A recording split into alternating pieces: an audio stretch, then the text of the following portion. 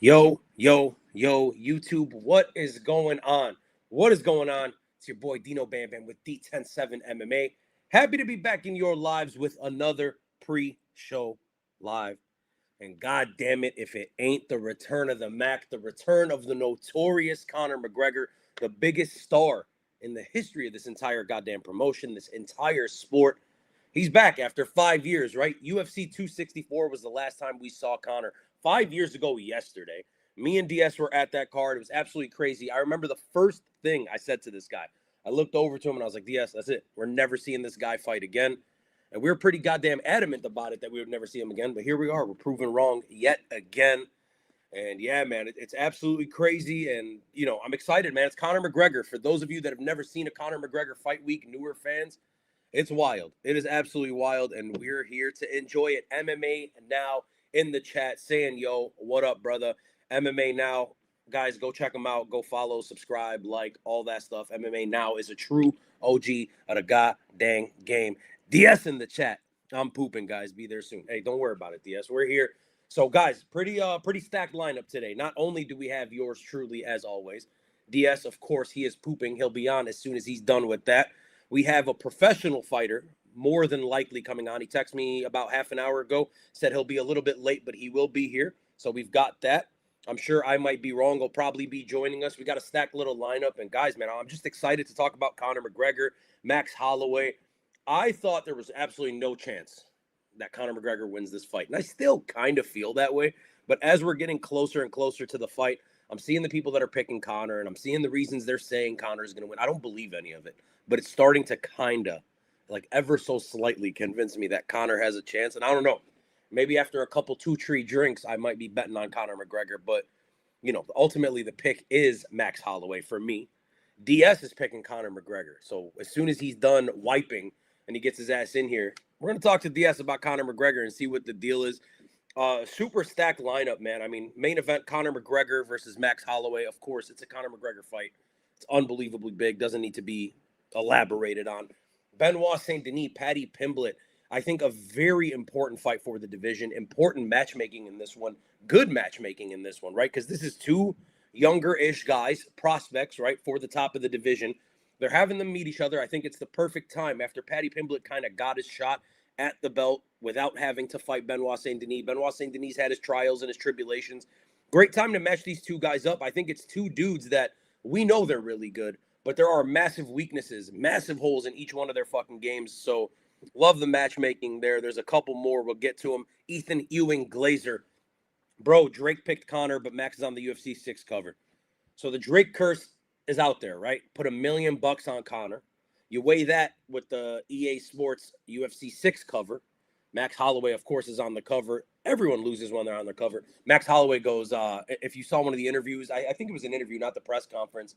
He goes, well, I already knew I was on the cover when I fought Charles, so the curse is fucked for me. So that's it. He already got his L. That's what he thinks. Conor didn't look good. He looks frail. I think Max finishes him. I'm with you. DS, born to shit, forced to wipe. Ain't that the goddamn truth? The one who vapes. Shout out the one who vapes, guys. A member of MMA Joey's community.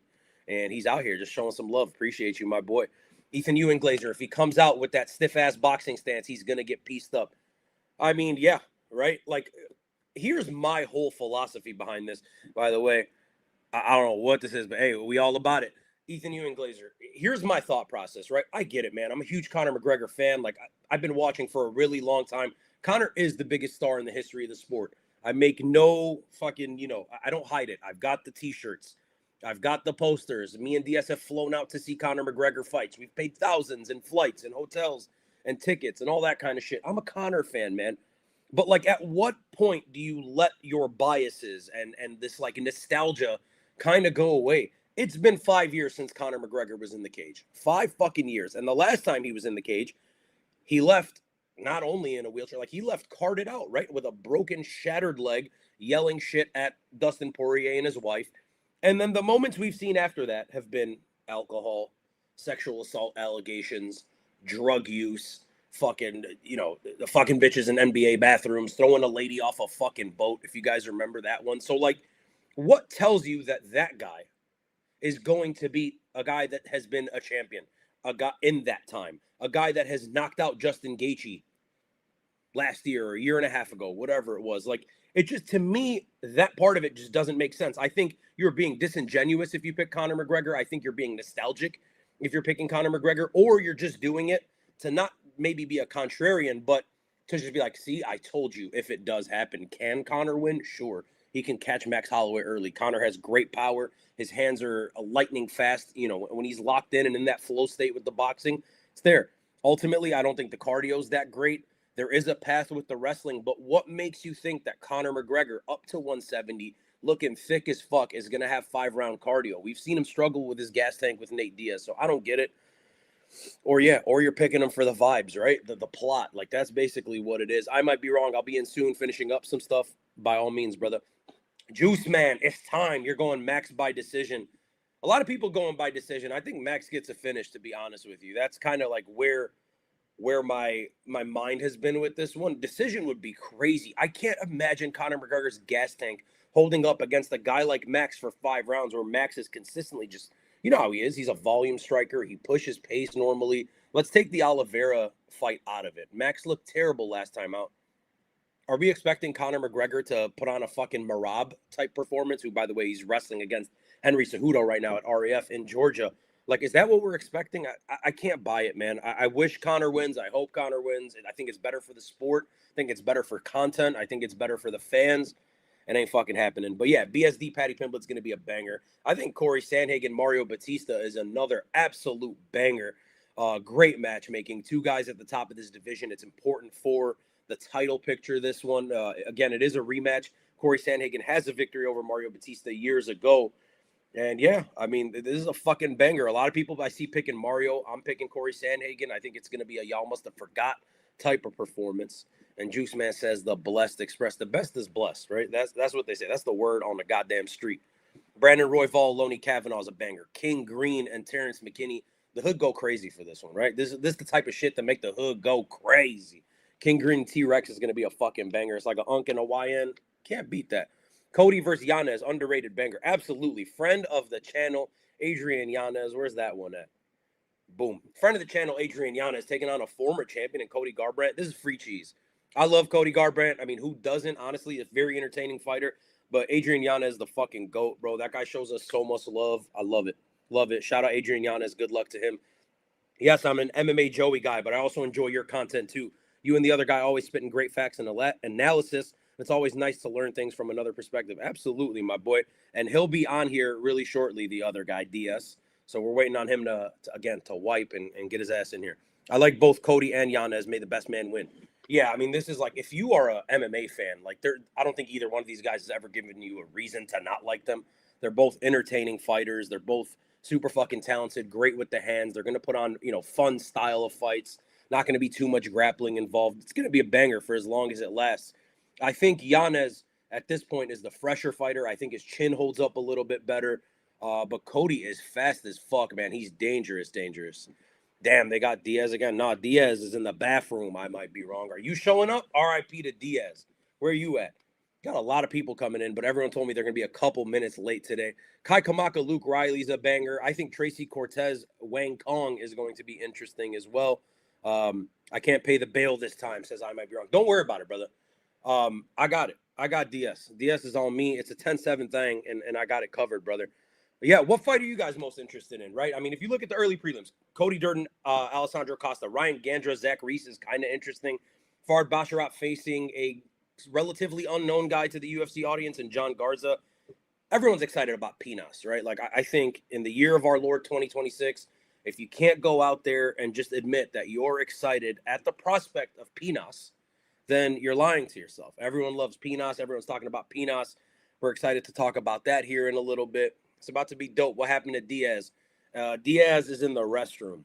He's in the restroom. He's texting me that he'll be here shortly. So we're waiting on Diaz. Hopefully everything's all good in there.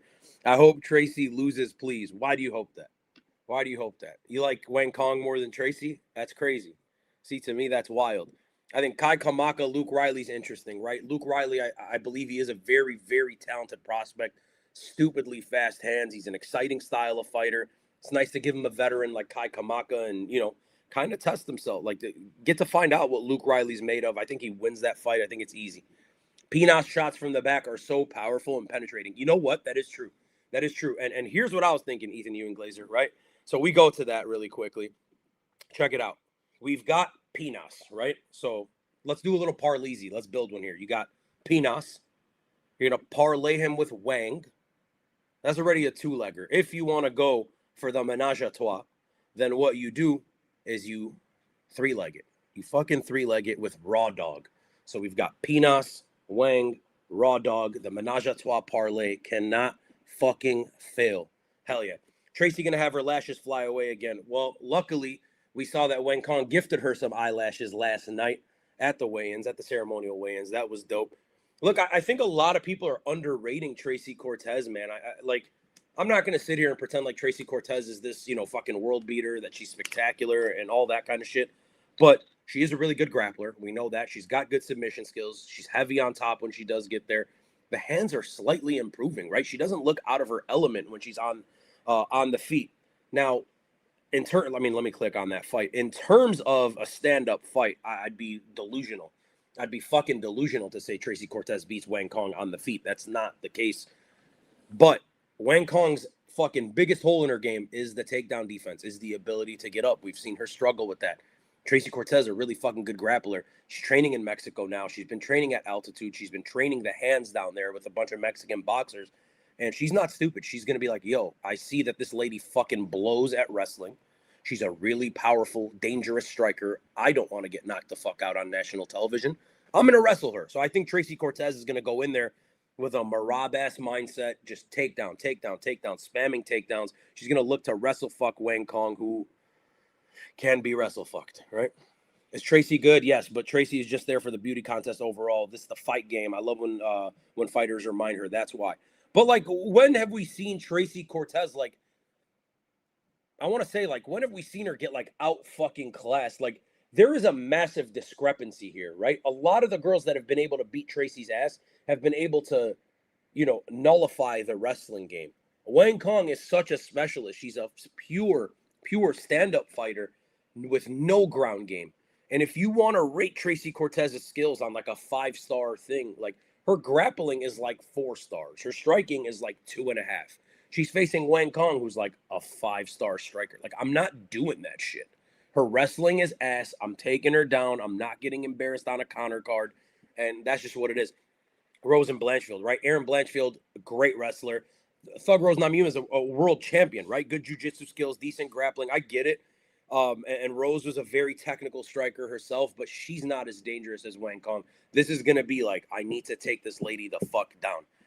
Rose literally outclassed her, dropped her, and Blanchfield outclasses her in the grappling department. Right, so Blanchfield, I just said it, right? She's the better wrestler. So if she's better at the thing you're best at, she's going to fuck you up. Rose is a way better striker than her. And then Rose's grappling is significantly better than Wang Kong's, right? She's able to defend takedowns. We've seen Rose Namajunas with submissions. I believe she's a black belt in jiu-jitsu, if I'm not mistaken. So, it's not a one-for-one comparison. It's just a dangerous... she's not multifaceted, Wang Kong. There's just that, and it's really fucking elite. The power's crazy for women's MMA. But the grappling fucking sucks, man. And if you're a black belt, you figure it out. Speaking of black belts, shout out to Justin Janes. Congratulations to a friend of the channel, Justin Janes, over at the other 10-7 MMA. Got his black belt yesterday. Shout out to him. That's a fucking amazing achievement. And yeah, I'm just waiting for my guests, man. Where my guests at? Juice Man, thank you for being active in the goddamn chat. I'd be losing my mind if you weren't. Let's see. By the way, guys, I think this is a good time to say like and subscribe if you're enjoying the content. Leave a thumbs up. It would mean the world to us. You can also go ahead and follow us on Instagram at the107MMA. Just like the thing at the bottom says right there, you're going to see pictures with us and fighters and memes and all that kind of shit. We did just do a collab with Adrian Yanez this week, so go check that out. But more importantly, that's where the picks of record go, right? So we do all our content throughout the week, whether it's the quick picks video, we do the Wednesday lives, we do this pre-show every single Saturday. But ultimately, the picks of record go on Instagram, and that's where we go over 70% on the gosh darn year. My bad, bro. Just my work being bitchy. Don't worry about it. I might be wrong. You're good, brother. DS, you're logging on. Let's fucking get it, Papas. I'm excited, man. I want to hear everyone's fucking opinions on Conor McGregor. I want to hear if DS has changed his tune at all. I saw King David MMA on YouTube. He's adamant. He is absolutely adamant that Conor McGregor is going to win this fight. And he was, for what it's worth, he was right on Justin Gaethje. He was right on Sean Strickland. But my thoughts, right? My mentality with that is kind of like if you picked Sean Strickland and you picked Justin Gaethje, I think you were doing it out of, and I'm not talking specifically about him, just in general for all the creators that did that. You're doing that out of like a bias. You're doing that for the memes. You're doing that for the vibes. Like, if you genuinely think like, yo, Justin Gaethje's better at this, and Sean Strickland is better at Hamzat than this, like that's cool. But like for the most part, like we all know, like if Ilia Topuria, Justin Gaethje fought today, after we already know what the fuck happened, I think we would all pick. The majority of us would pick Ilia Topuria. Tehran Brown in the building. What up, Blood? What up, gangsta? Juice Man 562. Aside me picking Max, Conor does in fact dangerously have a chance in the first 2 rounds. Just saying, of course, right? Conor McGregor's that's always when he's been at his most dangerous. And that's my point. I don't think I'm taking anything away from Conor McGregor. I'm picking Max Holloway. I'm admitting that there is danger early in this fight. I'm admitting that the first 7-8 minutes are going to be dangerous. He's not Terrence McKinney. Conor McGregor ain't going to gas in 35 seconds. I think some of the cardio issues with Conor have been overstated throughout his career. I think a lot of the issues in general with Conor McGregor have been overstated throughout the years because he's under a fucking microscope, right? He's always been under a microscope. So when he gets out grappled by Khabib, everyone was out grappled by Khabib. But when it's Conor, it's like, that's a huge fucking deficiency because there's millions of eyeballs on him, right? You don't say that's a deficiency for Justin Gaethje. You don't say it's a deficiency for Dustin Poirier, but you say it about Conor McGregor. We see him gas against Nate Diaz that one time, and he's got cardio issues. Well, we saw him go 5 with Nate. You know what I mean? We saw him, the grappling, we saw him be able to transition on the ground with Nate and win the grappling exchanges against a high-level Brazilian Jiu-Jitsu black belt. So a lot of the negatives in Conor McGregor's game, and I don't know why the fuck we're on Tracy Cortez and Wayne Collins. That's driving people away. A lot of the deficiencies in Conor McGregor's game are overstated.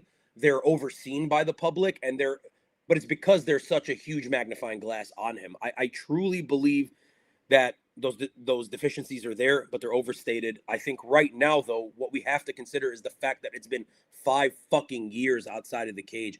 I don't give a fuck how good you are at a thing.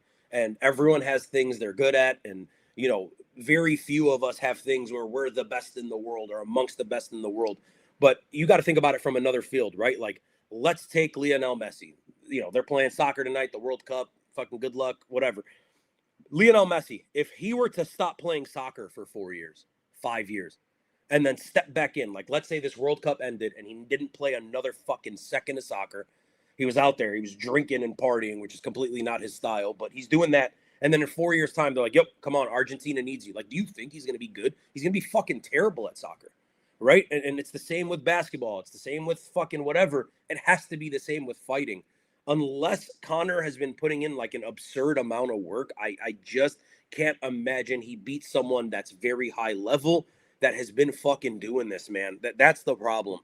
What Conor needs to do is crowd Holloway, put him on the fence, and land that power left. Of course, it's always been about the left. 5 years is a long time indeed.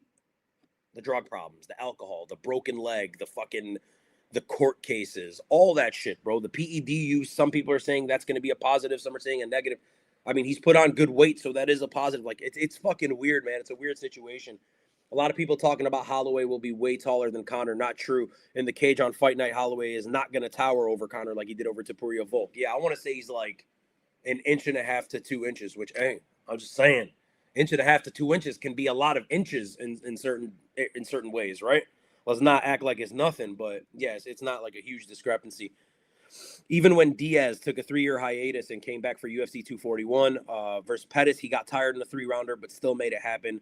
I don't know about Conor for a 5-rounder, and it's not just the fact that it's 5 rounds. If he's going light, he can go 5, right? Like anyone can fucking do that, if they have some cardio and they've done it. Max Holloway is a pressure guy. Max Holloway is a volume guy. Max Holloway does his best work later in fights when he's been pushing the pace and people just slow down that little bit. So what the fuck is Conor gonna do, man? Like, I don't know. I just don't understand why, besides the vibes or besides like, yo, Conor's gonna fucking land that shot that people are picking up. Some people are saying Conor by decision. How?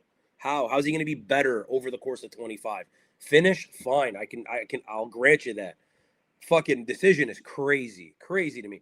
I don't think Conor has the mentality to work as hard as he needs to come back the same anymore. Yeah, I mean, that's what happens when you made hundreds of fucking millions of dollars, right? 2-3 inches is huge, and that's what I'm saying, Ethan Ewing Glazer, right? Some people want to talk about 2-3 inches like it's fucking nothing. Like we could just forget about it. It ain't shit.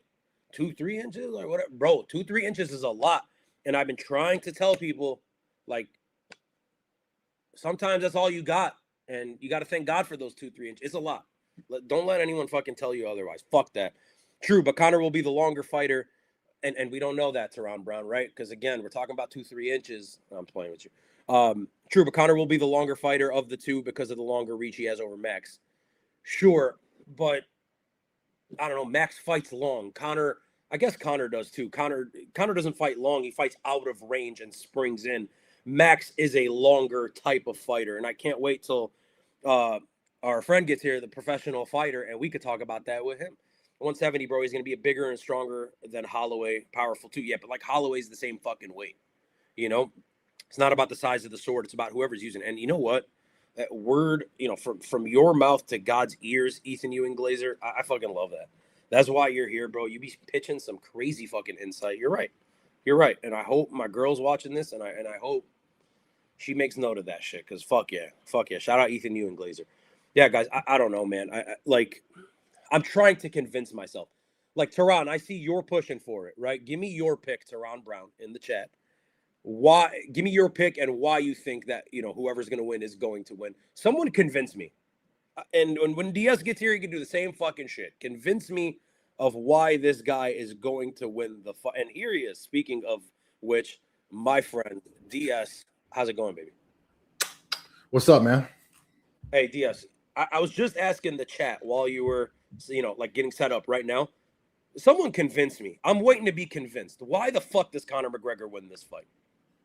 Like, and don't just like, oh, because it'd be cool. Like, I need some analysis here. Like, what the fuck, bro? Look, bro, I do not have like some super high level analysis here. You know, I was obviously listening to what you were saying, and I mean, yeah, I kind of agree with you. Like, I think a lot of it is like picking based off that nostalgia, picking based off the vibes. If we sit there and if you're doing like a blind test, right, and you don't know shit about the UFC, you don't know shit about either guy, and somebody's like, okay, here, this guy has done this in these last few years. Max Holloway has knocked out the current champion cold in an unbelievable performance. Even before he knocked him out, he was fucking him up, man. Like, we've never seen Justin Gaethje done like that, you know, at least in recent times. Like that Who called that, by the way? Who specifically called round 5 knockout? For you Max called that, and I just want to say, like, the fucking clip that you have on our Instagram of that knockout, like, is like the song with the time perfect, like perfect peak. Oh, yeah. And then you compare it to like Conor, and it's like, oh yeah, he's been on like a fucking 4-year bender at this point, right? And like doing all the shit that he's doing. The last time that he did fight 5 fucking years ago, and it's not like he was 22, right? And he's 27 now. He's fucking, you know, getting up there, and it hurts to say that because like we're like the same fucking age, damn near. But yeah, man, look, I will say though, like there are certain things that don't go away, right? We always say like the power is still going to be there. I think for sure he's got more power than Max Holloway. I don't think, do you disagree with that? No, one shot power guaranteed. I also think that his movement is unorthodox enough, and also like, bro, I feel like Max, it's like I said this the other day, I don't think it's that difficult like to get into his head. You know what I mean? Like, I feel like he's a guy who can be affected by the mental side of things. So I don't know, the fact that it's a rematch I think works against Max, like having already lost to this guy. But everything on paper says that he should win, right? Yeah. I don't think I don't know, man. I like genuinely high level analysis. I don't have it. I don't know how this fight's going to play out. Logic should say that Max is going to land more shots, that he's going to end up just doing more cumulative damage. Conor, I feel like, is going to have a moment. I feel like there will almost certainly be a moment where Conor lands a shot and we're like, oh shit, you know what I mean? I think we see that happen, man. So, and that's why you're picking Conor McGregor for that one moment. I'm not, bro. I'm picking him for the vibes. I'm picking him for the vibes. Okay, I'm outing myself. I wanted to talk about this the other day, and if it's okay, I'd like to get into it. Let's go through the possible scenarios here, if you don't mind, of like what is next for Conor based on what happens. Are you okay with that? Yeah, but by the way, hello, I might be wrong. My friend Chanda. What's up, fellas? What's up, Chanda? Look, I just want to talk about, like, okay, obviously, let's say Conor fucking knocks Max out cold. Championship is coming up. If not next fight, like, I think next fight. I think Gaethje Conor is next. Probably. Okay, yeah, I agree. Let's say it's a fucking war, okay? And a war could be a few different things, right? It could be a decision, which me and you both don't see happening either way. But let's say it's a war, and even if Conor does get finished TKO, but he has some huge moments, or let's say it's a war, but he ends up getting the finish late, or it's a war and it's a decision. What do you think happens? I think if Conor wins, championship title is next in any capacity. Yeah. If he loses and it's like and he puts up a relatively good performance, what do you think happens? Do you think he's done? No, he has one more fight on his UFC contract.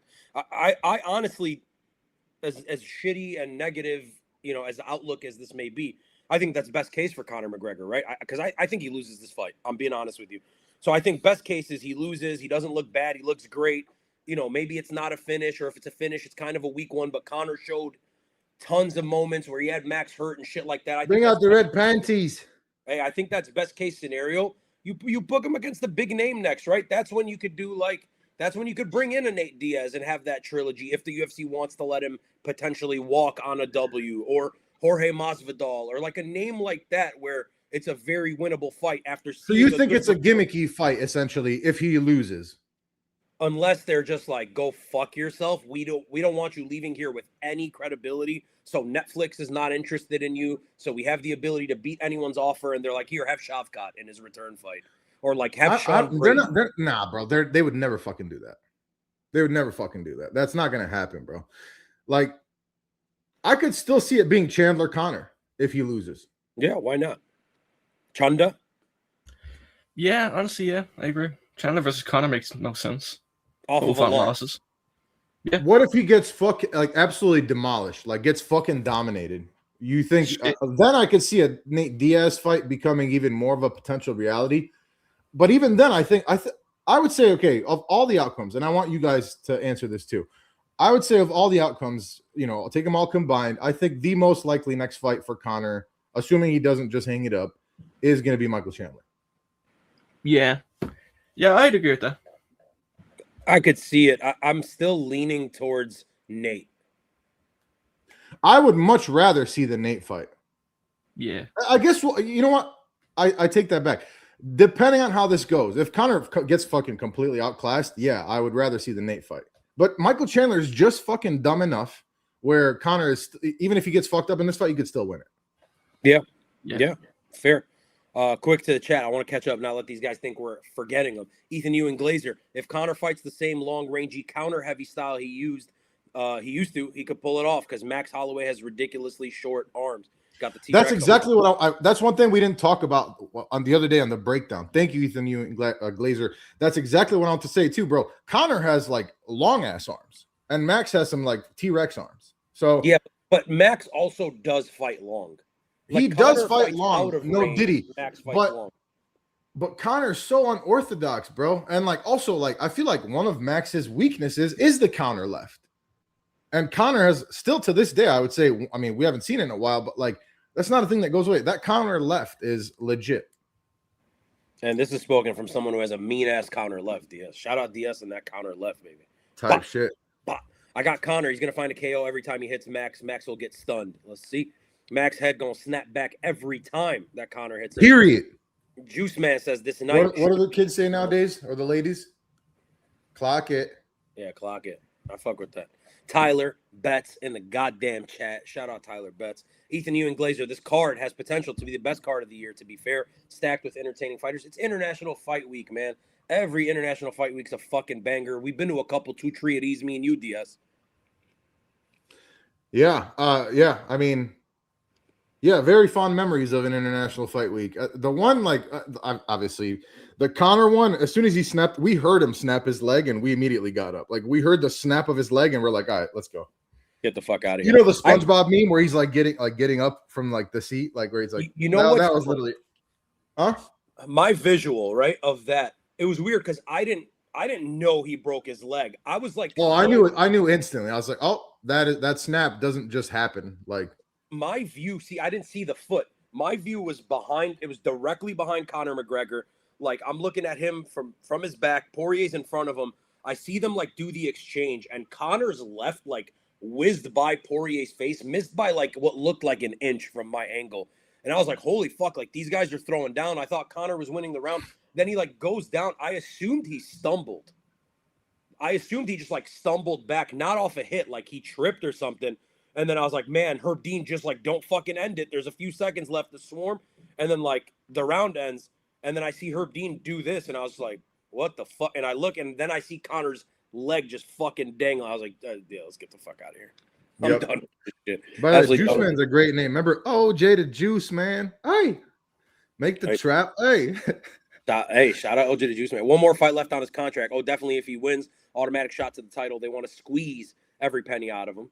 Yeah, absolutely. That's exactly what I'm saying, bro. That's exactly what I'm saying. Like, this isn't like a fucking regular ass guy. Like, okay, we always talk about like in this kind of instance, like, oh, the Montreal Screwjob thing, like the WWE thing, which there are parallels, right? Where it's like you cannot leave on top, you cannot leave with the belt, you cannot take it home with you. Like, bro, this is a money fucking business. Conor McGregor is as big money as it gets. Like, they're gonna squeeze as much juice out of this motherfucker as they can. It is. I love it. I love Max Holloway, one of my favorite fighters, but I gotta go with the Mystic Mac on this one. No Bromo MMA in the chat. Shout out No Bromo. If y'all ain't subscribed to No Bromo, go for Period. Great I heard he's like, we got Femboy No Bromo, hopefully, inshallah, coming in June next year. Hey, I'm saying, I don't even know if he knows about that. No Bromo with the, hey, you know, to each their own. Why is he big timing us, bro? Why doesn't he hop on? Why is he big timing us right now? He's got work. He's working now on Saturdays. Oh, I bet he does. I bet he does. Brutal thing to do if you're an MMA content creator, Bromo. Figure it the fuck out. Right. And then Juice Man hits the OJ the Juke, Mike. That's a throwback. Right. That shows our fucking age. Half a brick, whole brick. Hey, does another loss hurt Holloway? Of course it does. Money making Mitch in the goddamn chat. Conor lost to short notice Nate in his prime. If post-Floyd Conor beats fully prepared Max, I'll be shocked. I'm saying. But that was also a Nate Diaz that was just past his prime, I would say.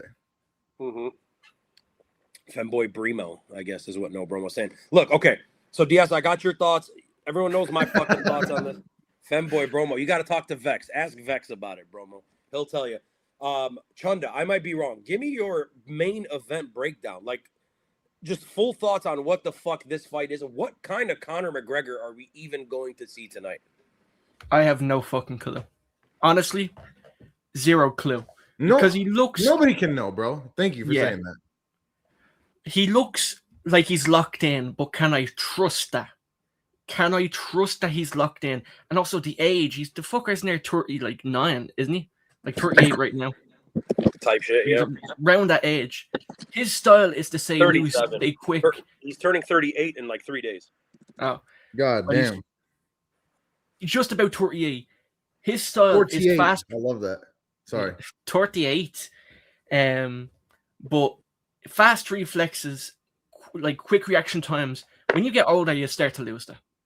Like around 40, you start to lose that really quick, snappy reaction time. Still there, kind of, but at the highest level, it's not. So probably we can't trust him to do like a counter shot like he done to Aldo. But I will trust the power of Conor. I think he can hurt Max a lot, especially at welterweight. Because one thing I want to point out is that in every single one of Max's recent fights, besides the Charles Oliveira one, but that was mainly a grappling fight, he got either hurt badly or knocked down. Something he never used to like get. Do you think really quickly? I love that point. I want to follow up on it. We saw him get knocked out by Ilia Topuria. We saw him get dropped by Dustin Poirier. We saw him like flash dropped by Justin Gaethje, right? Yeah. Okay. So how much of that do you attribute to Max Holloway's chin starting to deteriorate? We know the whole thing. He's landed the most shots. He's also been landed on the most in UFC history. Max Holloway, known for having a granite chin, was never knocked out until Ilia Topuria. Do we think his chin is starting to go, or do you think it's just like, look at the fucking guys that are cracking him? We know what Justin Gaethje can do. Dustin Poirier is an all-timer, and Ilia Topuria, pound for pound, might be the hardest hitter we've ever seen in the sport. Yeah, I think it's a bit of both. I think his chin, like, you can only take so many hits before the chin starts to go. And the people that don't believe that, it's like, you know, Beneil Dariush is right fucking there. Like, his chin is non-existent at this point. Yeah. And the move up to 155, while it does benefit him in his own attributes, everyone up there hits harder than featherweight. You're talking about Ilia? Yeah, but like moving up to lightweight, facing guys like Dustin Poirier, Justin Gaethje, you know, it's every one of them. Even Charles Oliveira hits fucking really hard. Fucking Max. We saw Max hit a lot harder at 55 than he did at 45. Everyone there hits like a truck. And bro, Gaethje, who hits harder than anybody pound for pound, probably in the history of the UFC, potentially. Like damage per strike, like it might not be close, bro. He said that Oliveira hits fucking hard. Yeah. But I believe Conor is up there in terms of just power. Not like number one, but like in the top 5, I reckon. But now he's at welterweight where he can pack on more muscle, probably have a bit more power than he used to. And it's a weight Max Holloway never fought at. I don't know if he fought like the amateurs or not. I'm just assuming he hasn't fought a welterweight. But Max Holloway. Yeah, I don't think so. It might be like some amateur fight he done where it's like something stupid like that. But McGregor has the advantage in terms of circumstances, but like the activity goes to Holloway. I can't trust Conor to land that shot, even though Max is hittable at times. But see, there's the argument, right? And this is what a lot of people that are picking Conor are saying. If you're making the argument that, like, well, Conor's been inactive, right? Like, we throw in all the shit, the alcohol, the drug use, the injury, the time off, the fucking legal, like, you know, the court case, the throwing the lady off the fucking boat, making out with the fat chicks, fucking a bitch in the bathroom at the NBA. Okay, honestly, dream life, though. I'm saying, right? It doesn't sound like too bad of a life. But hear me out, like all of that, and you're like, okay, well, ring rust, right? You might throw that in, and then they'll counter argue with like, well, Max has been damaged in these last 5 years. Conor has been resting. Like, what the fuck is that? Like, you know, where do you make that difference? Like, bro. You know, honestly, that's wild. I don't know, because I think there's a level between activity and like too much activity, and then too little activity. I believe if Conor was fighting once a year the past 5 years, he'd be grand. He'd be okay. Like, there would be no talk of ring rust. But the fact that he hasn't fought in, like, how long was it? 4 years? 5 years. 5 2 days ago. I question, like, look what happened to Nikita Krylov when he came back off a 2-year layoff against Dominic Reyes, who was on the decline. Caught his ass. Slept him. But Nikita Krylov's not fucking Conor McGregor, right? Like, yeah, but he looked better than like before the layoff than he did when he came back. I mean, of course, and of course, Conor's not gonna be his old self. But Max isn't like his old self either. You know what I mean? Like, I'm not sitting here trying to argue that Conor's gonna win this fight, bro. Like, logic says he's not gonna win this fight. I'm just saying, like, it's not out of the question. I got one for you guys. Sort of similar, right? A lot less sexual assaults and stuff. But Amanda Nunes hasn't been in the cage forever. She's rumored to be fighting Kayla Harrison. We know that, right? Kayla Harrison's going to be coming off an injury. Like, what do you expect to see from Amanda Nunes? I think it's going to be a split decision. I think there's going to be some rounds where she hurts Kayla. I think there's going to be some rounds where Kayla gets her down and she can't get up. DS? Bro, I don't really rate Kayla Harrison all that highly. I really don't. Like, I don't think she's that aggressive. I don't like. She's great on the ground. Her striking is not great. Like, so hypothetically, what would you pick in that fight? I'm picking Amanda. Okay, and that was gonna kind of be where my head was at, because Amanda Nunes, look, for as much as Conor McGregor's done for the sport, and you have to respect him for all that, she's better than him. Like, she is the best woman of all time in MMA. Oh yeah, 100%. But I just want to say too, like. And don't take this the wrong, it's going to sound fucked up, but that's more a tallest midget in the room situation, right? Where it's like, it's women's MMA. Sure. But the point still stands, like, she's the GOAT of women's MMA. And like I feel like a lot of people are just going to be picking Kayla Harrison because they're like, well, she's been out for so long. Like she is better than Conor McGregor in scale. Yeah. Right. So I don't know. In terms of legacy, yeah. Because she Hey, got the double champ status and defended it a bunch of times. There's no question. How do you feel about this, Chunda? Coming at you, never hold hands with the Is that a Diddy? profile. Is that a Diddy avatar? That is Diddy. Look, it's Gable Steveson fight week. It's Conor fight week. I think it's appropriate. Split decision is such a weird prediction to make. No hate is just so specific. How do you feel about that, Chunda? Honestly, I haven't thought about the fight until like 2 minutes ago. I thought the fight wasn't even going to happen because Kayla Harrison had a broken neck. Broken freaking. He had a broken freaking neck. Kurt Angle Maxim. Shout out Kurt. Did Marab beat Henry Cejudo? Does anyone know? Yeah, he beat him. He was on track to lose, and then in the final round, he rallied and got a tech fall. Damn. Well, shout out Marab. Money making Mitch. Hate to say it, but the Floyd fight changed Conor's hunger, fight stance, and training. Hasn't done touch butt in the park since then, DS. Seems like I cannot disagree with a single point in that statement. Like, yeah, it's the truth. Like those questions, right? And I said this in the quick picks. When it comes to what's it called? I'm sorry, I just got fucking sidetracked. I got a text message here. But when it comes to this fight specifically with Conor McGregor and Max Holloway, like I think the question marks around Conor still hold true, but they've been compounded on in the time since we've last seen him, right? It's been cardio issues that we question. It's grappling issues that we question. It's the heart. It's the desire. It's, having all this fucking money. Does he need to fight? So like Money Making Mitch is saying, like, all of those things still hold true, and it's fucking 5 years down the line. Is he like any poorer? You know what I mean? Like Conor probably made so much money over the course of this last 5 years. Like I just don't see like where the hunger's at. He had a great press conference. He looks the part. He's talking the part a little bit, but I don't know, man. I don't know. Yeah, but at the same, he also isn't like fully selling like the confidence. I don't think he's like as confident. Like I'm not buying it as much as I used to, right? Even though I did really appreciate the press conference. Sure. Shout out, never hold hands with the Diddy pick. Touch butt in the park made Mystic Mac, and that's true. Touch butt is a thing that we should all be striving to do way more often in the park these days. We're going to get back to this fight where I'm sure we're going to talk about it a lot. I love this co-main event, guys. Benoit Saint Denis, Paddy the Baddy. I think for a couple of reasons, right? I think number one, it is phenomenal matchmaking. The matchmaking just makes sense. It's two guys that the UFC has been pushing to the top of the division. They both kind of failed in their massive opportunities.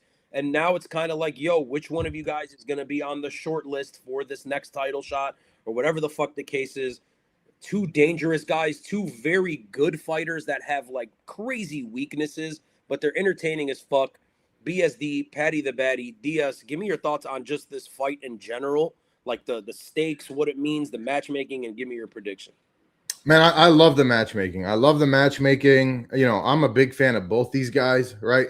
This is, for me, one of the tougher fights. Like, obviously, the Conor Max thing, like, it's kind of an outlier, right? And, like, there's emotion and hope and whatever. This, like, from a purely technical and just, like, legitimate fan of the sport standpoint, what a great fight this is, honestly. I think both these guys are absolutely legit. I'm very curious to see how it plays out, right? Because I think it's going to be absolute chaos. I think it's a very low probability that this fight is boring, right? Because there are some fights on here where it's like they could be sick, they could be fucking boring. Paddy's live anytime that fights get into a scramble, right? He's fucking hittable though, man. Like he's still very, very hittable. I also do expect BSD to win like the first few wrestling exchanges here.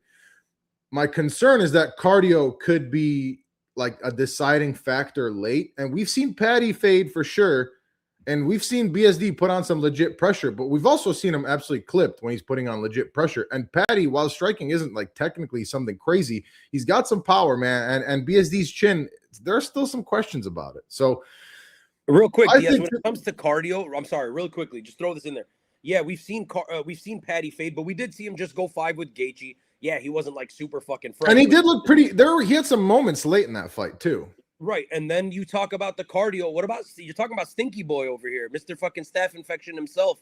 Can't take a fucking bath, can't clean the mats. My boy got gassed. He's just French, bro. He's just French. And now he's literally got like a hole the size of an asshole on his ankle. Like this dirty ass motherfucker's cardio is not holding up today. Look, I don't know that's going to be a true statement. We'll see. I'm still taking Benoit Saint-Denis on the money line here. I think that he's going to end up winning this fight. It's not a crazy high confidence pick for me by any means. Even with I the think booty this hole is on, what? even with the booty hole on his ankle. Even with the booty hole on his ankle. I just look again, not high confidence here.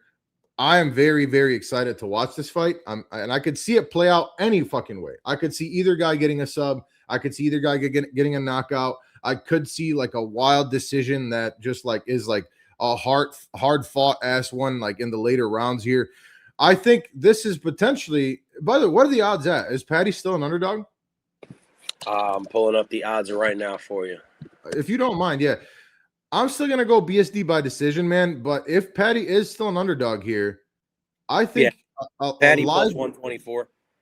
Okay, pretty much the same. I think a live bet on Patty after the first round, assuming BSD does get some takedowns and just, come out like a bat out of hell in the first round, which I expect them to. I think a live bet on Patty after that is not a bad bet at all. But I'm still taking BSD. Love it. Really quickly, Juice Man, are you guys going to be live during the fights? No, we are not going to be live during the fights. We don't do live fight companions. We might start in the near future if we get up to, that 5K range. So if y'all want us to do that, fucking like and subscribe. It would mean the world to us. Also, definitely subscribe to my boy, I Might Be Wrong, over here. If you're watching on the regular, all the way at the bottom. If you're watching on the fucking vertical shit, yeah, go check him out. We'll do fight companions at some point in the near future. Really quickly, I like this comment too. I know for a fact that BSD smells like onions and shit. I might be wrong. What do you make of that? Honestly, I keep seeing the pictures of the staph infection. Like, there must be something at the gym. Like it can't be that bad. Like, it should be. Soap is not that expensive. Like, we know for a fact he's making at least $40K to show. Kamaru Usman made a post the other day. Wash your fucking mats, okay? I'm saying wash the mats. Is like, you can go to the dollar store and get a bar of Irish Spring. Yeah. So That's all Chundo uses, actually.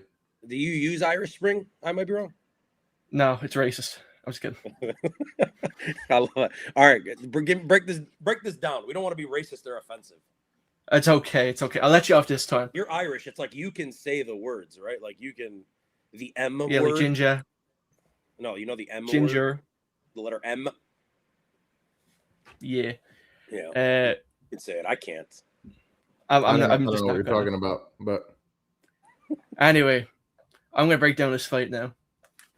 Let's race talk. But I can't believe I get to say this, but I'm gonna be picking friend of the channel and subscriber Paddy Pimblett to win this fight. I feel like BSD is gonna win round 1. And then that staff is going to attack the lungs immediately. And I think Paddy Pimblett is going to break him down with knees to the body, leg kicks, and force BSD to shoot a dodgy takedown and end up in a guillotine or triangle. That's the way I see this fight going. The danger in this fight is the clinch. That's the danger. So I want to, Paddy, keep this rangy, keep this long, pause. Just batter the calf and body for the first round. And then hop on a choke, something, get BJJ going in the second and third. Here's how I see it. Look, by the way, shout out CP Smalls, shout out Chase. Y'all should go follow him. Puts out some great content, constantly live, him and Yama Show. Here's how I see it, right? I mentioned it a couple times. I think there are massive weaknesses in both of these guys' game. I think it's very clear that there are things that they are really good at, but there are obviously things they are terrible at. Mainly, when it comes to Benoit Saint-Denis, he is all fucking pressure. He's all gas. He's such an entertaining fighter, man. He's going to be pushing the fucking pace. But we saw when he gets to the bottom, when he's on the bottom, he got absolutely fucking destroyed. Destroyed by Renato Moicano. If Paddy Pimblett gets his big weight bully ass on top of Benoit Saint-Denis' dirty French ass, and he's not offended by the smell, and he's able to fucking stay there, he's going to dominate this guy. He's gonna beat the fucking brakes off him. Bro, you guys are kind of, I'm not gonna lie, you guys are kind of making me sway the other way. And we already submitted our picks. So the official 10-7 pick, unfortunately, is Mr. Stinky Boy over here, Benoit Saint-Denis. But it is? I told you to go with your picks. Whatever. It is what it is. But I do think Paddy is I think he's better than him, man. I know Benoit has better wins. I know. You know what? I'm changing my pick officially. You've convinced me. Okay. I'm going Patty as well. I mean, I love me some Benoit Saint Denis though. I really do. Yeah, I mean, I'm not gonna lie. I'm scared for this fight. I'm scared. Oh, it's 50-50. Like we're just sitting here like trying to sway each other on something we don't fucking know about. But either way, man, it should be for two guys that I dislike. And I know he's your friend now, Chunda. I know Patty Pimblett's a subscriber of yours. That's cool, but like not my fucking cup of tea. By the way, he's hating on England, which is crazy. England's about to play Norway in the World Cup right now, and he's like, he thinks Norway's going to beat them. That's wild. Haaland, like, let's go. I can't wait to watch that shit. Shout out Erling Haaland. This fight is great for matchmaking because there are so many options. If Patty wins, you have Patty versus Ilia Topturo. If BSD wins, you can have him fight Charles Topturo. I love both of those matchups. Never Hold Hands is asking about this next fight. Is Sandhagen versus Batista the highest boring potential for the main card? On paper, I know anything can happen. We're about to talk about it in a second. Patty was the dog, but I'm thinking he gets it done. Staff BSD crumbles hard past through the second round historically. You trying to slur the Irish is going to be bad, my man. I love that. Hey, this one fucking got me, dude. BSD will play right into Patty's game by emptying the tank and following him to the ground. Patty got the cleaner jiu-jitsu and is more durable. And he's just cleaner as a human being. I assume he showers more often. He probably smells less terrible. Benoit Saint Denis for sure fucking. I like the onions and shit comment. You don't think he's you don't think he's spraying a little jupe on though or something like that, BSD? Like, you know when someone is just disgusting and they smell fucking terrible and they try to mask it with cologne? That's BSD. My boy's out there eating escargot and shit. Like, stop it, man. Onions and shit is my favorite comment of the fucking year so far. We move on to the next fight of the night. The aforementioned, potentially boring, Corey Sandhagen versus Mario Bautista. Two guys that were obviously on fucking fire. Both of their runs got stopped by Umar Nurmagomedov. Corey Sandhagen was able to rebuild, get a title fight versus Marab. That didn't go his way. Here we are. I think this is a phenomenal matchup. Yes, it can be boring depending on... We've seen Corey Sandhagen be boring at times lately. We've seen Mario Bautista definitely be boring lately, right? But at the end of the day, I think Corey Sandhagen is still a very entertaining fighter. He just needs to go back to his old self. DS, how do you see this fight playing out? Is it going to be boring? Give me your thoughts. Yeah, I mean, on the main card, it certainly does have probably the highest potential to be a very boring fight. And God, Corey Sandhagen, man, I'm a fan. Fucking pisses me off sometimes, right? Like the way, like sometimes he comes out and it's just like, what the fuck is going on, man? Like sometimes he's got super flashy striking and like he's just great everywhere. And then like he just apprehensive. He's lower output. He's like, trying to do like the Peter Yan thing where he's like trying to download info. I don't know. Maybe this is more of a hunch pick. I feel like we're going to see a more vintage Sandhagen performance here. Obviously, Bautista, like, he's kind of boring himself. He's got great chain wrestling. He's very physical. He's going to put on the pace. But I think Corey Sandhagen, it's nothing that he hasn't seen before. Obviously, he's fought Marab. I think this has a wide range of outcomes. I think it could be fight of the night. I think it could be the most boring fight on the main card. I simply think that Sandhagen is still the better striker here. Bautista probably has the wrestling edge, but I like the length of Sandhagen. I think he's still dangerous with the jiu-jitsu on the ground too. Crazy. What's that? Crazy pause. You like the length of Sandhagen? Yo. I think whoever controls the range here is going to win, and I think it's going to be Sandhagen. I think we see a vintage Sandhagen performance here. Yeah, Bautista's still really good. I got to go with Sandhagen. Yeah, so I might be wrong. DS loves the length of Corey Sandhagen. What do you think about it? Honestly, I think there's a big pause on that, but honestly, this fight is confusing to me because I think the favor should be Mario because everyone I'm seeing like online picking, everyone's picking Mario. I don't get it, to be honest, because in the first fight, it wasn't like Corey fluked him. He fully submitted him within 3 minutes. Completely outclassed him.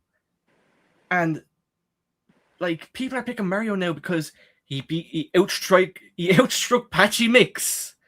He out-cardioed Vinicius Oliveira, who went on to have a very sus performance against Andre Feely. 40 seconds of his fucking cardio. Yeah, what the fuck? Like, and what was the other win he got? Jose Aldo? Was that his last one of his 3 wins, or was there another one I'm missing? I know there was the Umar fight, but that was one of them. Yeah, I mean, look, he was on an 8-fight win streak before Umar. Yeah, I'm pulling it up. I don't know. It's unconvincing to me. Like, you hurt Umar. Patchy Aldo, a decision against Ricky Simone, Damon Blackshear decision, Guido Canetti, RNC, and then it's just like trash. It's Benito Lopez, Brian Boom Kelleher, way out of his prime, Jay Perrin. Like, before those guys, it's low level guys that he's better than. Yeah. I just don't buy it. If it, like, I'm gonna go Corey Sandhagen by late finish or 29-28, but clear, unanimous 29-28. Yeah. I don't really buy the improvements people are making out. Like, he outstruck Patchy Mix, but Patchy Mix went on to get knocked out by a teenage Japanese guy. Facts. And I'll say this, man. I kind of fall in between what you guys are saying. Pause, no Diddy.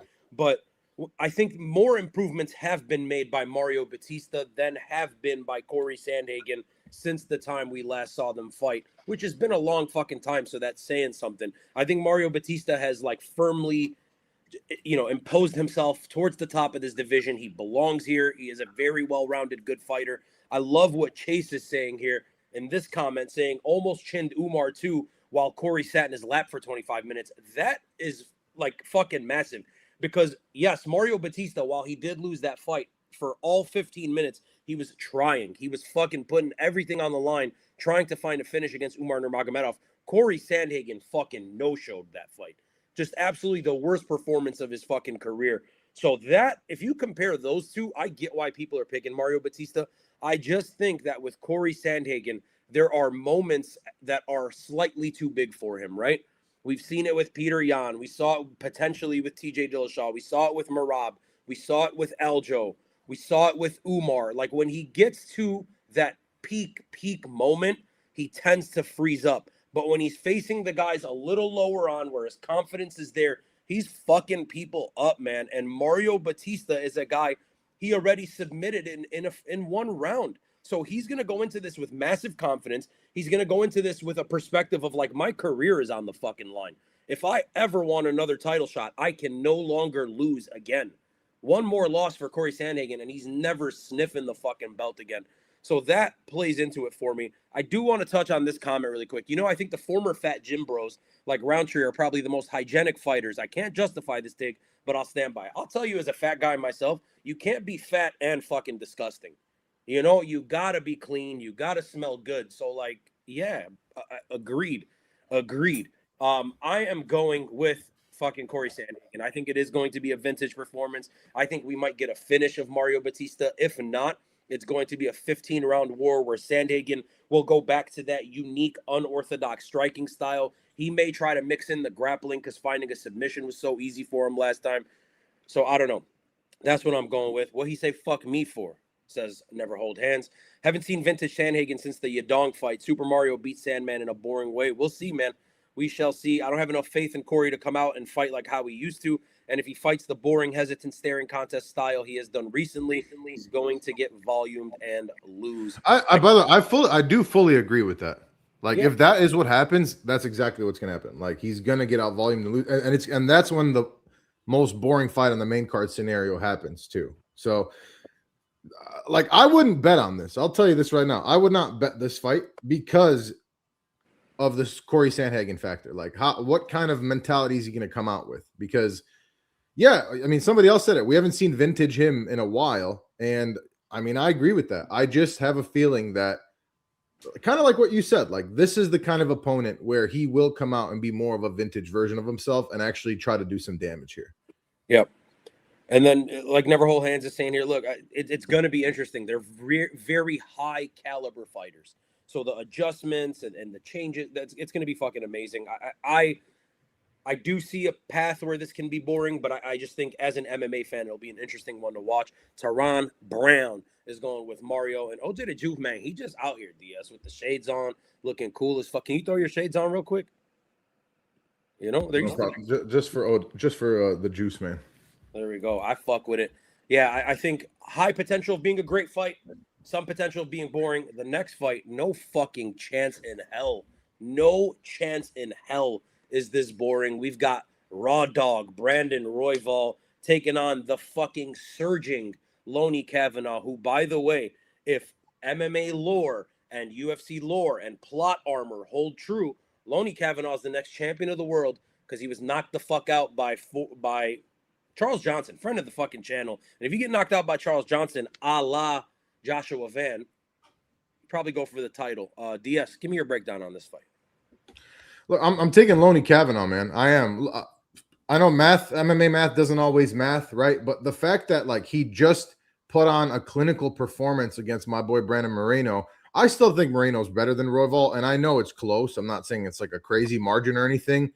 But I don't know, man. Royval, like, he's getting older at these lower weight classes. The age does matter. Yes, experience is a big thing here. And, like, this seems like, oh, like, fraud check kind of situation. But Loney Kavanaugh is so fucking composed, man. Like, his level of composure and his ability to keep his head in the fight with the footwork that he has, which is some of the best in the division, in my opinion. The timing is unbelievable. Like the composure, he's such a clean technical striker.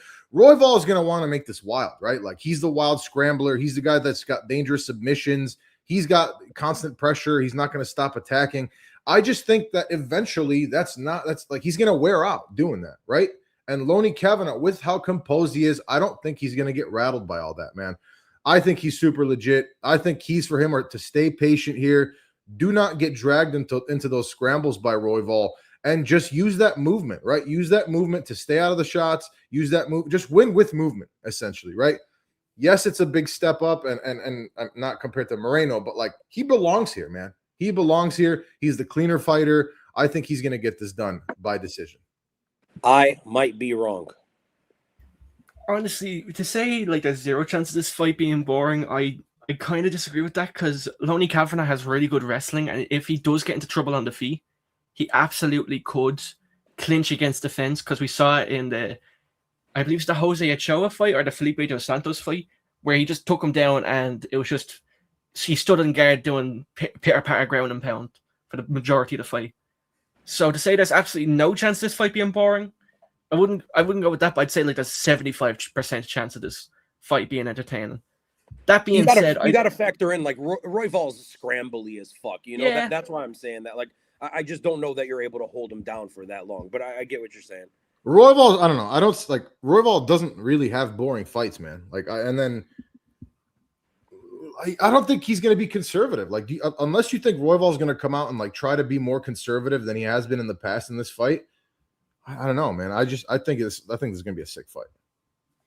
Yeah, I think, honestly, I can see Royval winning rounds. I don't know where, though. But I think at some point, Kavanaugh's going to hurt him really bad. Either TKO him late or 29-28 split. That's the way I see this fight. I think he could chin him, though. I'd be more likely, I think, 2 or 3. I'd pick Loner Kavanaugh to chin him. But if it goes to decision, I think it'd be a split decision. Let me ask you this, Chanda. Do you, like, because somebody just said it in the chat, how do you? Okay, let's say in theory, Josh Van versus Loney Kavanaugh. How does that fight go? Draw. Or Josh Van not go. Draws. He's got the split decisions. He's got the draws. Hey, disqualification is my take. Hey, no contest. I poke. Damn, I fuck with that. Look, I think it's going to be a banger fight. I like Brandon Royval a lot. He's all like, I love flyweight, man. Someone said it earlier in the chat, right here. I like the way that fucking flyweight is going, man. Like, flyweight is such an interesting division. It was kind of in a weird place when Pantoja was cleaning it out.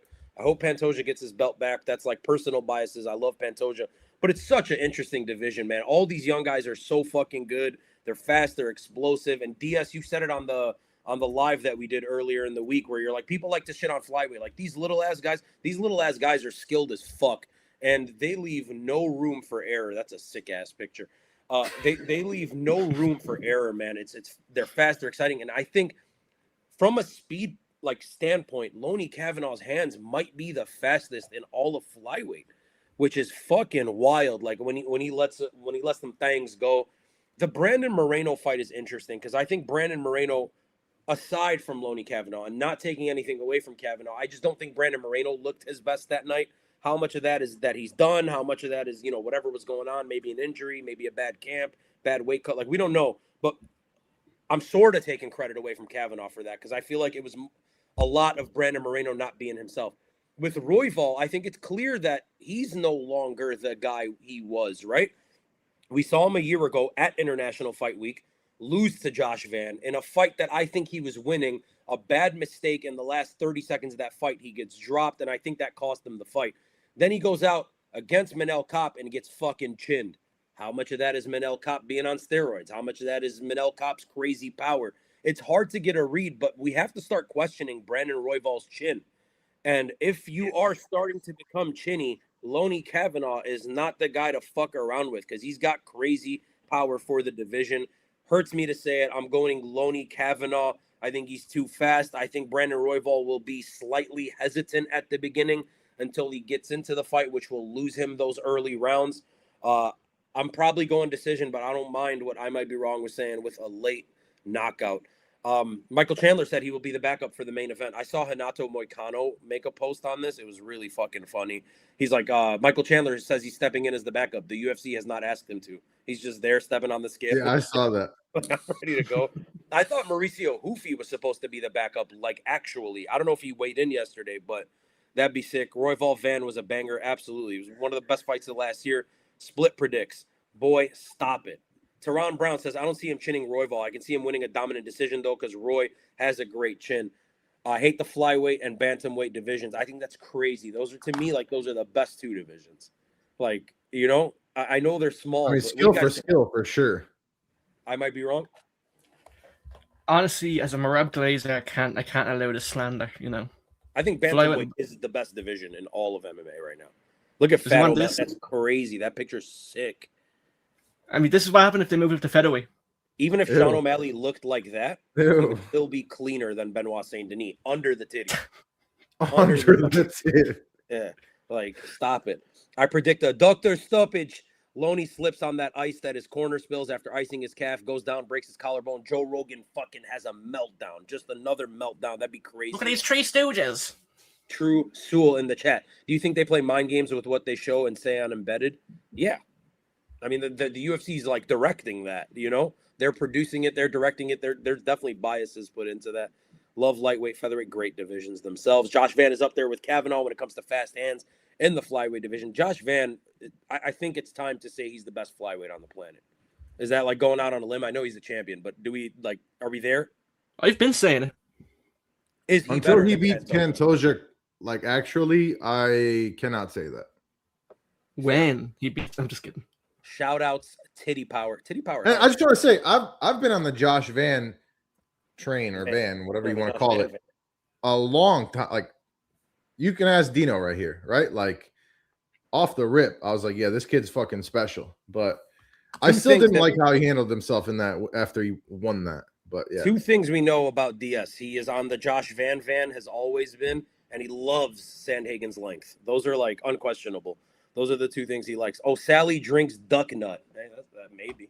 Wait for Pantoja. I love Pantoja. I can't wait till he gets back. Josh Van keeping Bilal Hassan's belt war from Bilal Hassan. Bilal Hassan's not even in the UFC yet, is he? No, he's not. I don't know. He's a fuck. Hey, he is so dynamic. It's crazy. Pantoja has a big chance of beating him. I would love to see Van versus Kavanaugh banger, and I'm sure we will. If you had to fight Josh Van, do you think you could take him? No. Why would I be able to take a world champion? Because you're like 200 pounds more than him. No, I can't. I'm not going to sit here I'm not going to be that guy. There's those guys. I think you're delusional. Like, unless you are a pretty high-level fighter yourself, like, you need to have not just a little bit of training, like a good amount of training for that to matter. You know what I mean? And I just don't have that level of training. I might be wrong. When are you going to do a hog reveal or a face reveal? What the fuck? What? He's interested about your length. Right. Well, I don't know. Why are you hiding? You're fucking chopped, huh? 100%. 100%. Hey, Hey, check this out. Next fight of the night, and my goodness, this is gonna have the hood go crazy, DS. This is the type of shit that make the hood go crazy. It is King Green.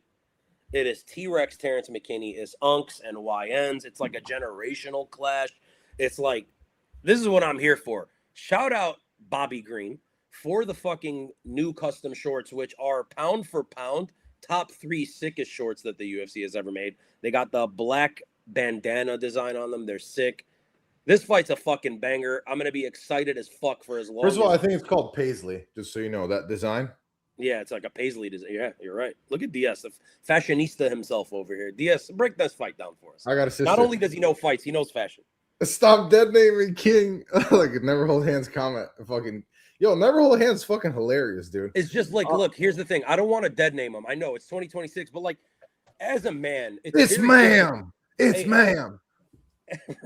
It's very difficult to just be like calling a grown ass man King. That's what I said. I'm not calling another dude who's not actually named King.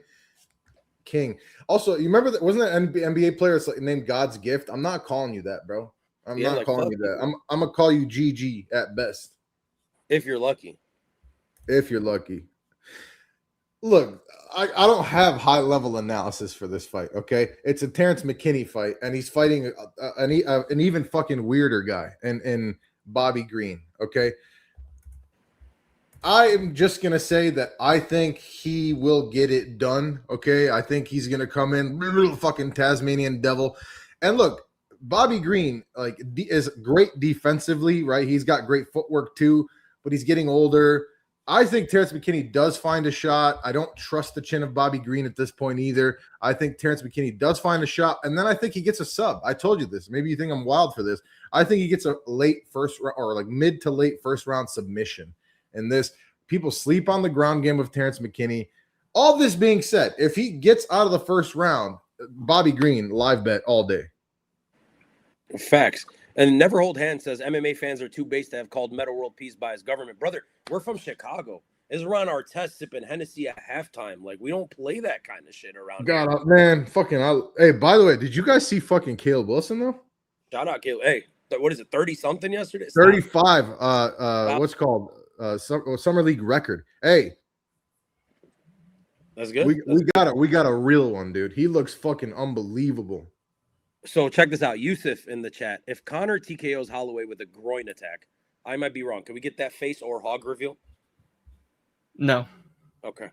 You're just you're making the fans sad. What the fuck, bro? Give me your That's thoughts. crazy. You can get a toe reveal. Toe reveal. Okay, all right. I'll go on Wiki Feet if that happens. Dog reveal. What? Yeah, you pop out the dogs. Oh, okay. Yeah. That's it. All right. Have a good night, everybody. That's it. We're done.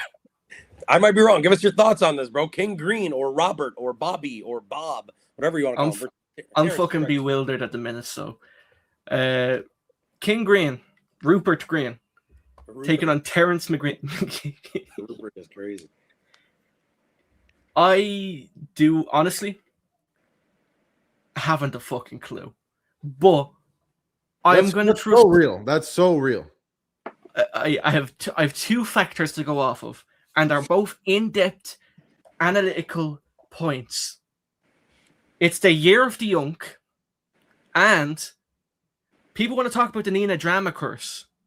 I believe in the Jaden Cable curse, okay? Brian Battle, Cedric Dumas, and now Terrence McKinney.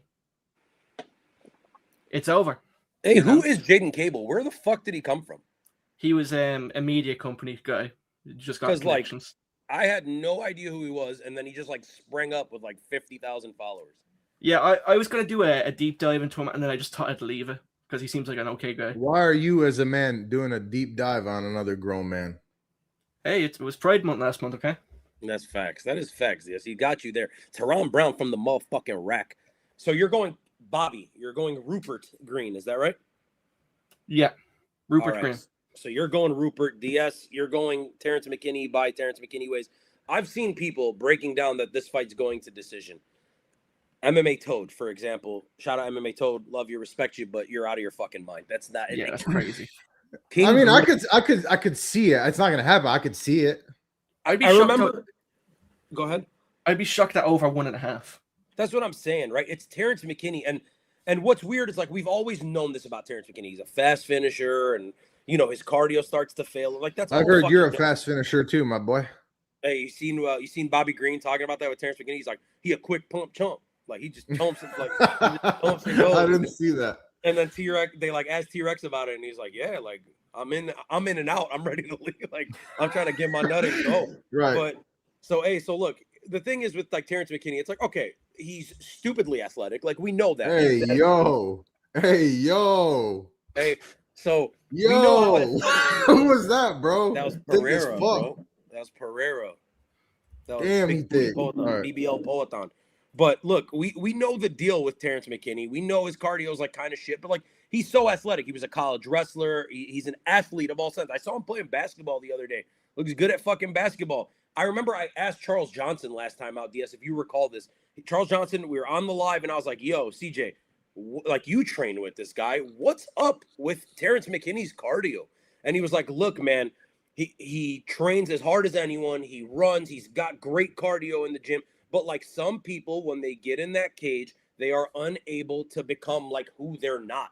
That is who he is. He's going to go in there, be stupidly aggressive, no matter how much we tell him, how much the coaches tell him.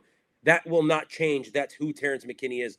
I don't see it ever changing for Terrence McKinney. I think that for the first 2 minutes. We're like fucking 7 years in now, bro. It's not changing. Right. But then we got people acting like it is. It's like he's not going to change. And his cardio seems to be getting worse somehow. He's getting tired quicker than before. Like, it doesn't fucking make sense to me. I think King Green or Robert or Rupert or Bobby, he holds his hands down when he's fighting. And that's really fucking stupid. Yeah. That's like insane to do against Terrence McKinney. Hey, do you think T-Rex trains the same way that he fights? Do you think he just like, all right, we're going to spar, and he just fucking comes out like, if not, he should, because like at least maybe his cardio will improve that way. Yeah, I don't know. But look, Bobby Green is a veteran. He may be able to avoid all of this bullshit. But if not, Terrence McKinney knockout round 1. If not, it's Bobby Green by fucking finish in the second, or I don't even think we get to a third. It's Terrence McKinney round 1 or Bobby Green round 2. Look, and can I just say one thing? It's an absolute fucking shame that Bobby Green is getting fucking custom shorts. And you know who's not getting custom shorts, Dino? Rob Whittaker. Yeah. Yuri Prohashka. Okay, that was your fucking segue to the next fight. Robert Whittaker, who is who's also on this fight card somehow, right? He is on the prelim, moving up to 205 pounds. He has taken on the former Ukrainian, somehow currently Russian, Nikita Krylov in this one. Really quickly, though, just want to hit the chat. I see all these people talking about who they're picking. Bobby Green, blah, blah, blah. Terrence McKinney. Apparently, Jaden Plant. Jaden he's Jewish. So that's, that makes some sense. I'm picking Bobby Green via Terrence retardation. And these are great takes. Everyone, these are phenomenal takes. I love y'all. Keep them fucking going. Not going to lie. It's better. I might be wrong. Doesn't face reveal because he can be in bed right now speaking. Is that the case? No, I'm in a chair right now. Okay, good. Robert Whittaker, Nikita Krylov, DS. What if I might be wrong? Does this because he's gooning the whole time? To each their own, man. I don't got an issue. If I could, I would. But DS, break it down. I plead the fifth. Look, again, like if you've watched us for any amount of time, I fucking love me some Bobby Knuckles, man. I really do. I am worried about the move up. He wasn't like the biggest middleweight, right? But God, this is a fucking former champion, man. He's got elite in and out karate boxing or karate kickboxing, whatever the fuck you want to say. Good kicks, great kicks. The jab and the pull counter is fantastic. Really good anti-wrestling, if you will. And to me, for my money, he's still one of the best and smartest game planners in all of MMA. Yes, I know he hasn't looked great lately, okay? And for me, some of the keys for this fight for him is you got to stay off the fence here, right? Nikita Krylov loves to get you there. Stay off the fence. You've got to beat Krylov to the punch. I think he's going to be able to do that. Make Nikita be the one to chase here, right? That being said, Nikita Krylov, legit fucking fighter, man. I feel like one of the more underrated guys like in this weight class for a long time now. Chaos everywhere, dangerous submissions, heavy kicks, great finishing rate. It's a fascinating matchup, man. It really is. Like, I feel like it is a tough matchup for Bobby Knuckles. Like, but like with his caliber, like who are you going to give him at this weight class? So I get the matchmaking. I don't mind it. I still think Whitaker is the cleaner technician here. Yes, Krylov is going to be bigger, stronger, and more dangerous in those scrambles. And I know Bobby Knuckles has not looked great lately. And I am very, very biased. This is one of my favorite fighters of all time. So do with that what you will.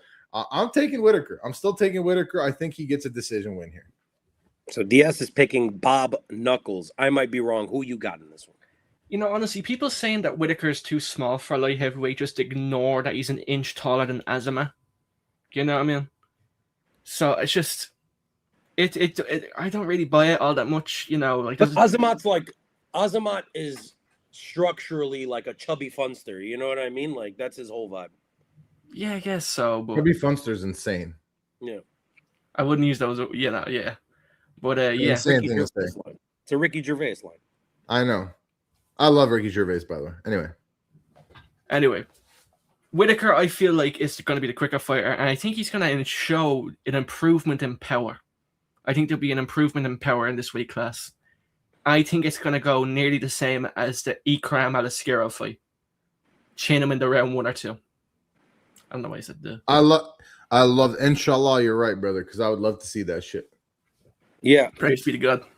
Hey, I'm going Robert Whitaker as well, man.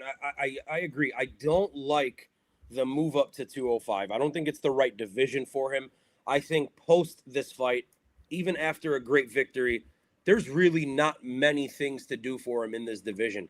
If there is, it's those rematches. It's Paulo Costa. It's RDR potentially. Like, what do you do? Like Yuri, Ankalaev, even Khalil Roundtree, who is the smallest of all those 205ers. Like at the top, they're fucking massive, man. So I don't love it for Robert Whitaker, but I think stylistically, I think the Roundtree fight is winnable. Yeah, and I think that's it, right? Because like the rest of the guys are just too big, and at some point, size plays into it. I think Robert Whitaker and Nikita Krylov. I think it's a great matchup.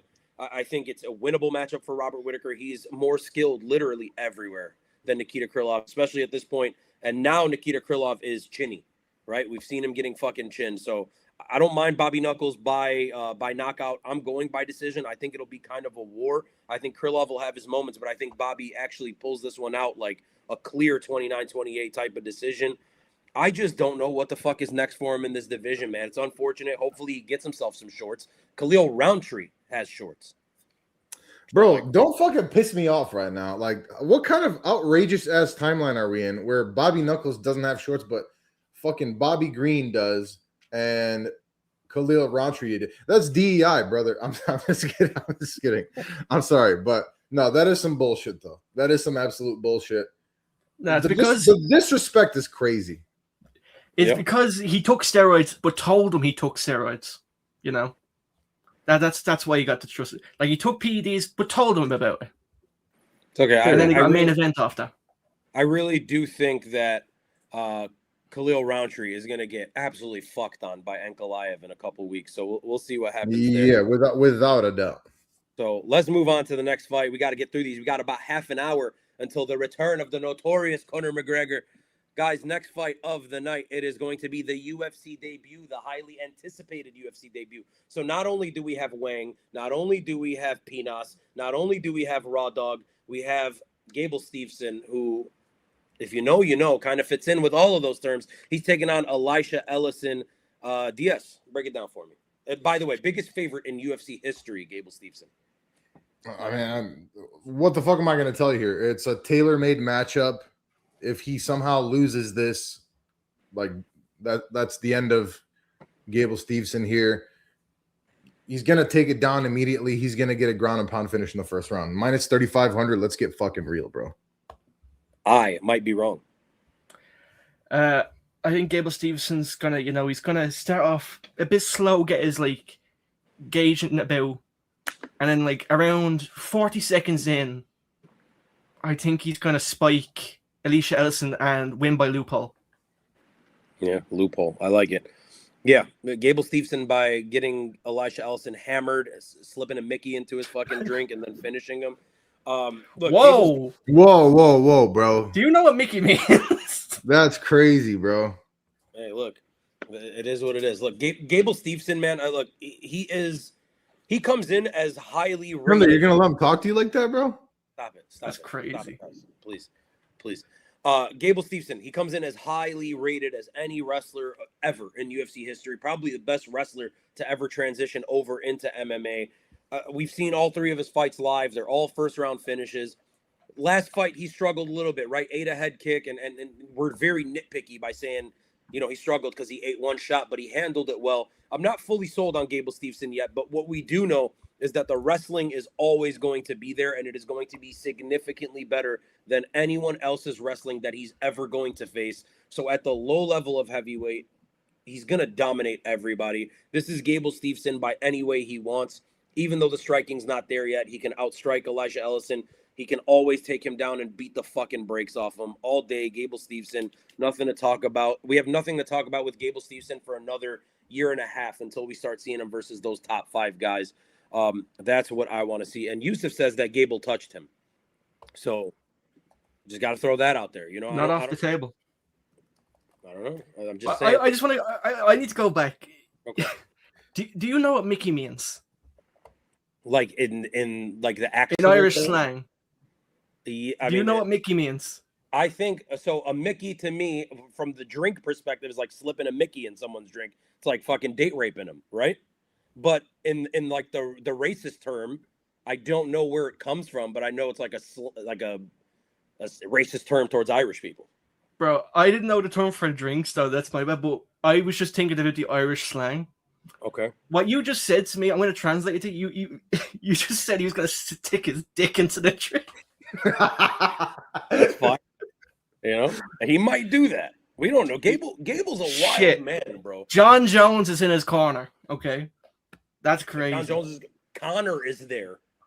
John Jones is in his corner. We got BBL Poetan. We got Pinas. We got Dana.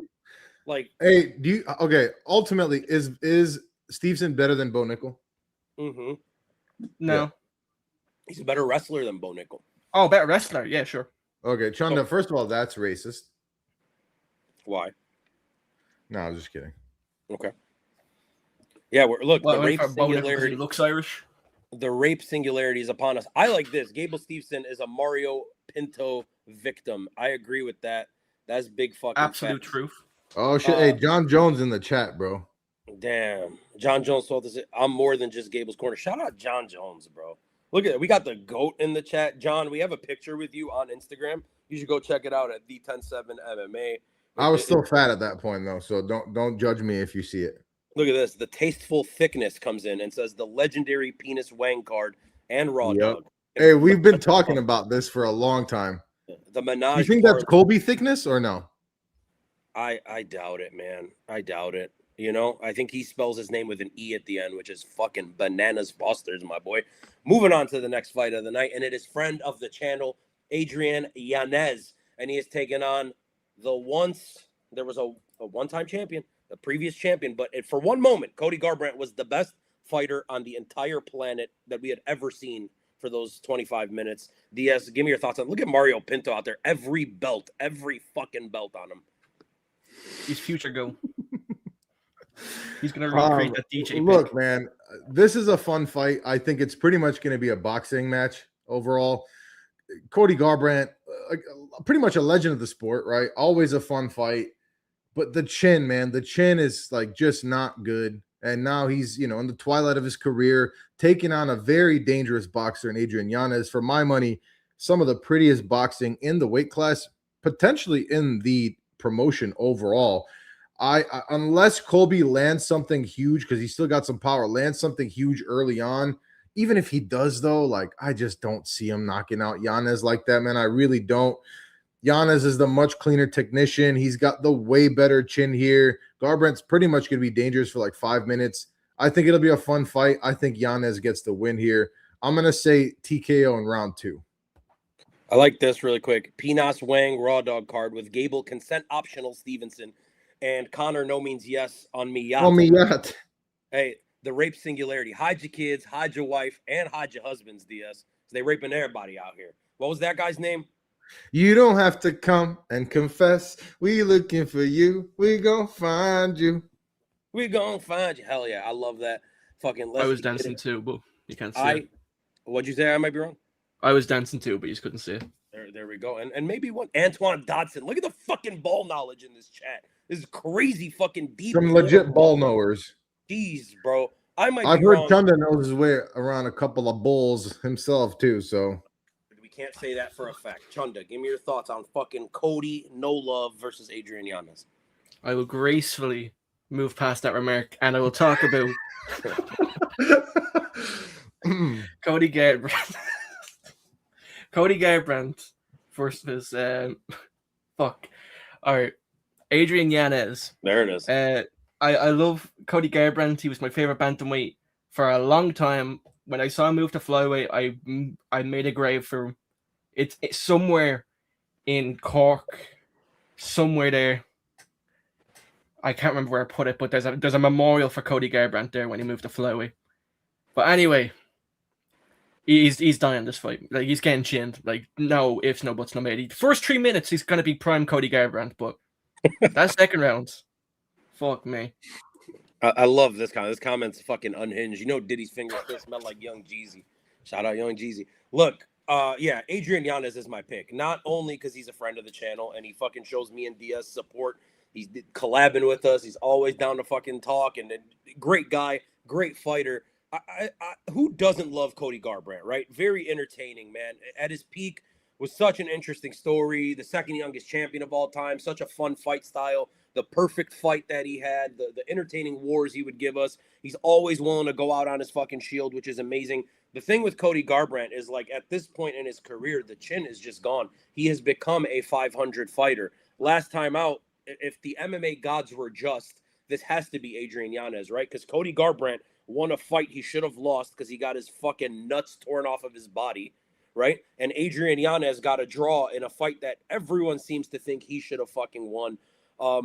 Look, man, I think Adrian Yanez is too slick. I think he's too fast. Like, Cody Garbrandt is the faster fighter here.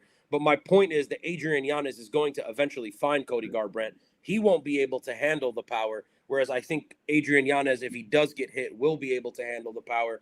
Maybe I'm biased, but I'm going Adrian Yanez. I'll be honest, I don't love the odds. I think it's a little fucking crazy. I was going to ask you, what are the live odds on this, or the current odds on this? The current odds on this is Adrian Yanez minus 395. I think that's a bit disrespectful, but I don't know. Bro. I think this is lock of the card, and I would still use this as a parlay piece. What are the odds for Yanez by knockout? Yanez by KO. Let me see. Let me get this open here. Adrian Yanez by KO is plus 100. Ooh. Not bad. What? Not bad. Guys, Not that bad. Is free fucking cheese. Yanez plus 100 for a knockout. Yeah. Bro, look, easy day clubs and stubs. I love the value of that. 4 in the chat. Aloha, brothers. He says Max is going to smash Connor. We talked about it, and we're going to get back to it in a couple minutes here. We all. I got to smash your boy, guys. I was down to Cody Garbrandt until he got the face tattoos, which is crazy, right? Because you're like a man in your like mid-30s. You got a wife, you got kids. You're already like post your badass tough guy portion of your career, and it's like just like, yo, your dad's coming to pick you up from school, and he's got a sword going through his eye. Like, that's cool, I guess, you know. Yanez over 1.5. Garbrandt and Moreno hitting their subprime like it's 2008. That's a mortgage joke, DS. You would like that. You know, you're a whole honestly, guy. Yeah. Oh, that's a good one. Yep. He showed a regression of maturity with every move thereafter, moving to featherweight, fighting with his chin up, talking about his life like an anime arc. No more. This is about more than me sentiment. Yeah, I don't like where things are heading for Cody Garbrandt. Still one of the fucking OGs of the game. We got to kind of speed through these guys. We got 25 minutes. Kai Kamaka III. He is taking on Luke Riley lad, okay, from Liverpool, I believe. Diaz, give me your breakdown on this fight. Yeah, Riley, man, I love the boxing. He's better than I thought he was. I wasn't super high on him when he came in. Sharp combinations. The timing is on point. He's composed beyond his years, man. He really is. He's kind of like Lonnie Kavanaugh in that regard. Like, I don't think they're all that different. I'm not saying they're at the same level, but he's still undefeated. Every single UFC appearance, he's looked better than the last. And when you got these young guys, like we expect pretty less than just incremental improvement every single fight, right? And like I've seen that. I appreciate he doesn't waste punches, right? The energy output is very efficient. He looks like a legit prospect to me. The keys for him is really just to stay disciplined. Don't get drawn into a brawl. Beat Kamaka with the speed. This is another like lock of the card for me, man. Kai Kamaka's tough, and his toughness is like his best attribute, right? And for me, like when we talk about a guy and we're like, oh, he's tough, it's kind of like the equivalent of your girl when you're talking about one of her friends and you're like, oh, but she's so nice though. It's like, yeah, so she's not hot, right? Like it's kind of like that for me. Like if toughness is your best attribute, like you're not all that good. He's got the experience advantage, fine. He pushes a hard pace. He's tough as hell. I think the keys for him is to try to pressure Riley, force ugly exchanges, and test the chin. I just don't think it's going to happen, man. I think Riley's going to be the cleaner striker all night.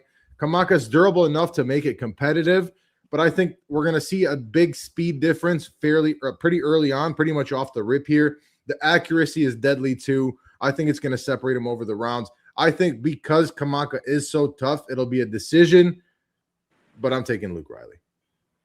Chanda. I think Luke Riley kills him in the first 30 seconds. I'm just kidding. I'm going to go Luke Riley by knockout, rounds 2 or 3. I believe this is going to be a statement and win. I still believe Michael Aswell Jr. is still my boy. He's still my boy, okay? Okay. But I believe Luke Riley has learned from that fight, has improved. I think he's going to be patient the first few minutes, and then he's going to put a pressure and pace on Kai Kamaka like no one's seen before. It's going to be vintage Luke Riley. I'm not even a big Luke Riley guy. I just think this is the way the fight is going to go. I'm going Luke Riley, KO, out cold, 2 or 3. So basically, you're coming in here with I believe that we will win. Luke Riley's going to win this fight. Look, Kai Kamaka he's a good fighter, man. He is a veteran. He is that archetype. He is like the tough, gritty veteran in the UFC that is supposed to lose to guys like Luke Riley.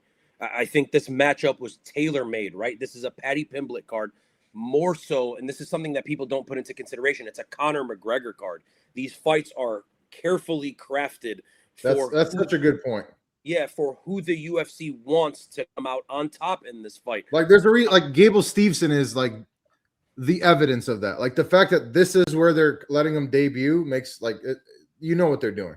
Yeah, so they need England as a market. The UFC has clearly been dying for British stars, and Luke Riley fits the mold, man. He's gonna beat Kai Kamaka. There's a chance it's a decision. There's a chance it's a finish. There's no chance Kai Kamaka unfortunately wins this one. I think he is going to make it tough.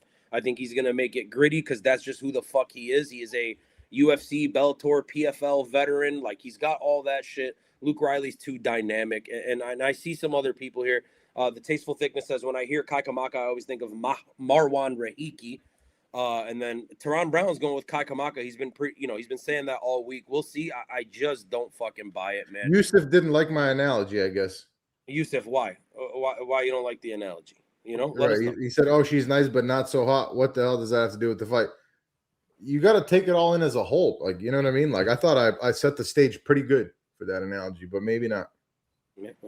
To each their own. We move on to the next fight of the night, and it is the ladies. It is Tracy Cortez versus Wang Kong. Going back to what I was just saying about the previous fight, fights are carefully put together on this type of card, a Conor McGregor card, a massive fucking card. This is one where I'm not necessarily sure what the UFC is trying to get out of this one, because Wang Kong is very dangerous. She excels at the things that Tracy Cortez is not very good at, and vice versa with Tracy Cortez. My assumption would be I know the UFC wants to continue growing the China market, the Asia market, but Tracy Cortez for the UFC, when it comes to like attractive ladies, this sounds shitty. There's not many. So like the like okay looking ones become super hot in MMA. You would assume they would want more of Tracy Cortez, right? Like it's got to be good for business. Diaz, give me your thoughts on this fight.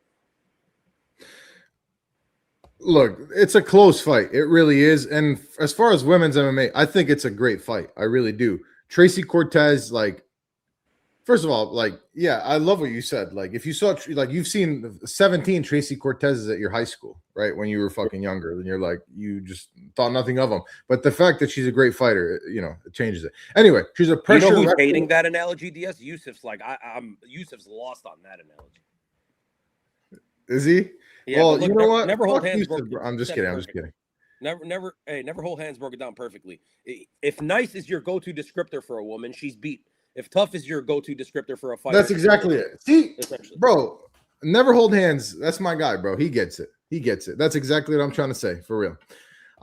Anyway, look, I think there's a reason this fight on the Vegas odds is so close. It was basically a pick 'em last time I looked.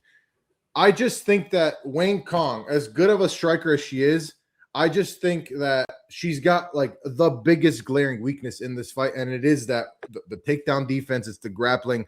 Like, she's a nothing in that realm of the sport, right? So for me, I just think that Tracy Cortez's striking, while not good, is going to be serviceable enough to be able to implement her game plan and take it to the ground. And I think she is going to shoot those takedowns pretty early on here. It's striker versus wrestler. I think Cortez will consistently be able to get takedowns here. I think she's going to win 29-28 in a close fight here. If Wang is actually able to keep it standing, but I just simply don't see that, it's her fight. It's her fight for sure. But I'm going to go Tracy Cortez by unanimous decision here, 29-28. I might be wrong. I'm just not going to lie. I don't really see the hype with Tracy Cortez, both in the skill department and in the other department. Not my type, but don't sleep on Wang Kong in both regards. I think she's going to batter the calf in this fight. I think she's going to leg kick the fuck out of Tracy Cortez, keep this at range. And I think she will get taken down, but I think she's going to fucking get the calf beat up, and I think she might even chin Tracy Cortez late in this fight. But I'm going to go Wang Kong by split decision or late TKO. Okay. And Yusuf, I don't necessarily think DS is horny, right? I think he's just making a great analogy. DS's girl is probably watching the show. It's a whole thing. But yeah, look, I'm on the Tracy Cortez side of this. I might be wrong. To me, again, I'm not trying to hype her up like she's some fucking crazy superstar, high level fighter. She's good. She's good. And she has something that Wang Kong does not, which is wrestling ability. And when it comes to grappler versus striker, and it is so apparent that the grappler is like significantly better and the striker is significantly better in that regard, but has nothing. They both kind of have nothing to scale against the other in that dominant, skill that they have. The wrestler's going to win that. And Tracy Cortez is such a big star for what it's worth. She knows she does not want to get knocked the fuck out, man. And the easiest path to victory, the least resistance, is going to be in the wrestling. And Wang Kong has shown a massive hole in that regard. She's going to utilize it. She might fight a Marab type of game plan. And that's what I expect out of Tracy Cortez. Give me Tracy Cortez by decision. If she can't get it to the ground, it's really, really fucking bad news. Never Hold Hands says, y'all know what's crazy? Wang Kong had less makeup on than Tracy Cortez did at the weigh-ins. And she was dressed like the Joker. I don't think she can fucking do takedowns reactively. She's going to get stung and not improve. We'll see. You're right, man. Remember when Tracy Cortez put on a grappling masterclass against, help me out here, she is Nina Drama. Did you not see that video? She was subbing Nina Drama. Look, she's a good wrestler, man. We can't just sneak past that fucking... She got out-wrestled. She got out-wrestled by Erin Blanchfield. Who else was out-grappling Tracy Cortez? She is a black belt. Tracy Cortez she was fucking on Brian Ortega. Oh, she's a black belt? I don't see color, brother. Hey, you don't think that rubs off on you being with T-City? Stop the cap. Wang Kong has shown a massive hold at 10-7 horny. Brother, if I was horny, there are men on this card. She would probably be the last person I would fuck on this entire card. Don't sleep on Wang Kong, okay? I'm taking disrespect by that. Speaking of horny, we move on to the next fight, and it is Damian Pinas. This is what we've all been waiting. This is what everybody tuned in for. That's what I'm saying. We might see the numbers spike here. Diaz has been spent a lot of time on this card talking about the length of Corey Sandhagen, but we haven't necessarily talked about the girth of Pinas, Diaz, and that's what really everyone wants to get into. If you can give me your take on this, that would be interesting. Yeah, look, Pinas. I'm a child, bro. He's a strong wrestler, heavy top pressure, good pace. He likes the clinch work. Okay, Pinas has some momentum here. Okay, the striking of Pinas is improving every single camp. Okay, Pinas very physical, very physical, and Pinas is looking to close the distance. Okay, ultimately the odds here are crazy to me. What can you tell me the live odds, Dino? Yeah, live odds. You want Pinas odds? Yeah, I need the odds of the Pinas. Pinas minus 270. So it's Over on swelled. the Even Pinas. the Pinas odds have swelled even more, which is fucking crazy to me. Almeida is an absolutely elite kickboxer. The leg kicks, I think, are going to slow Pinas down.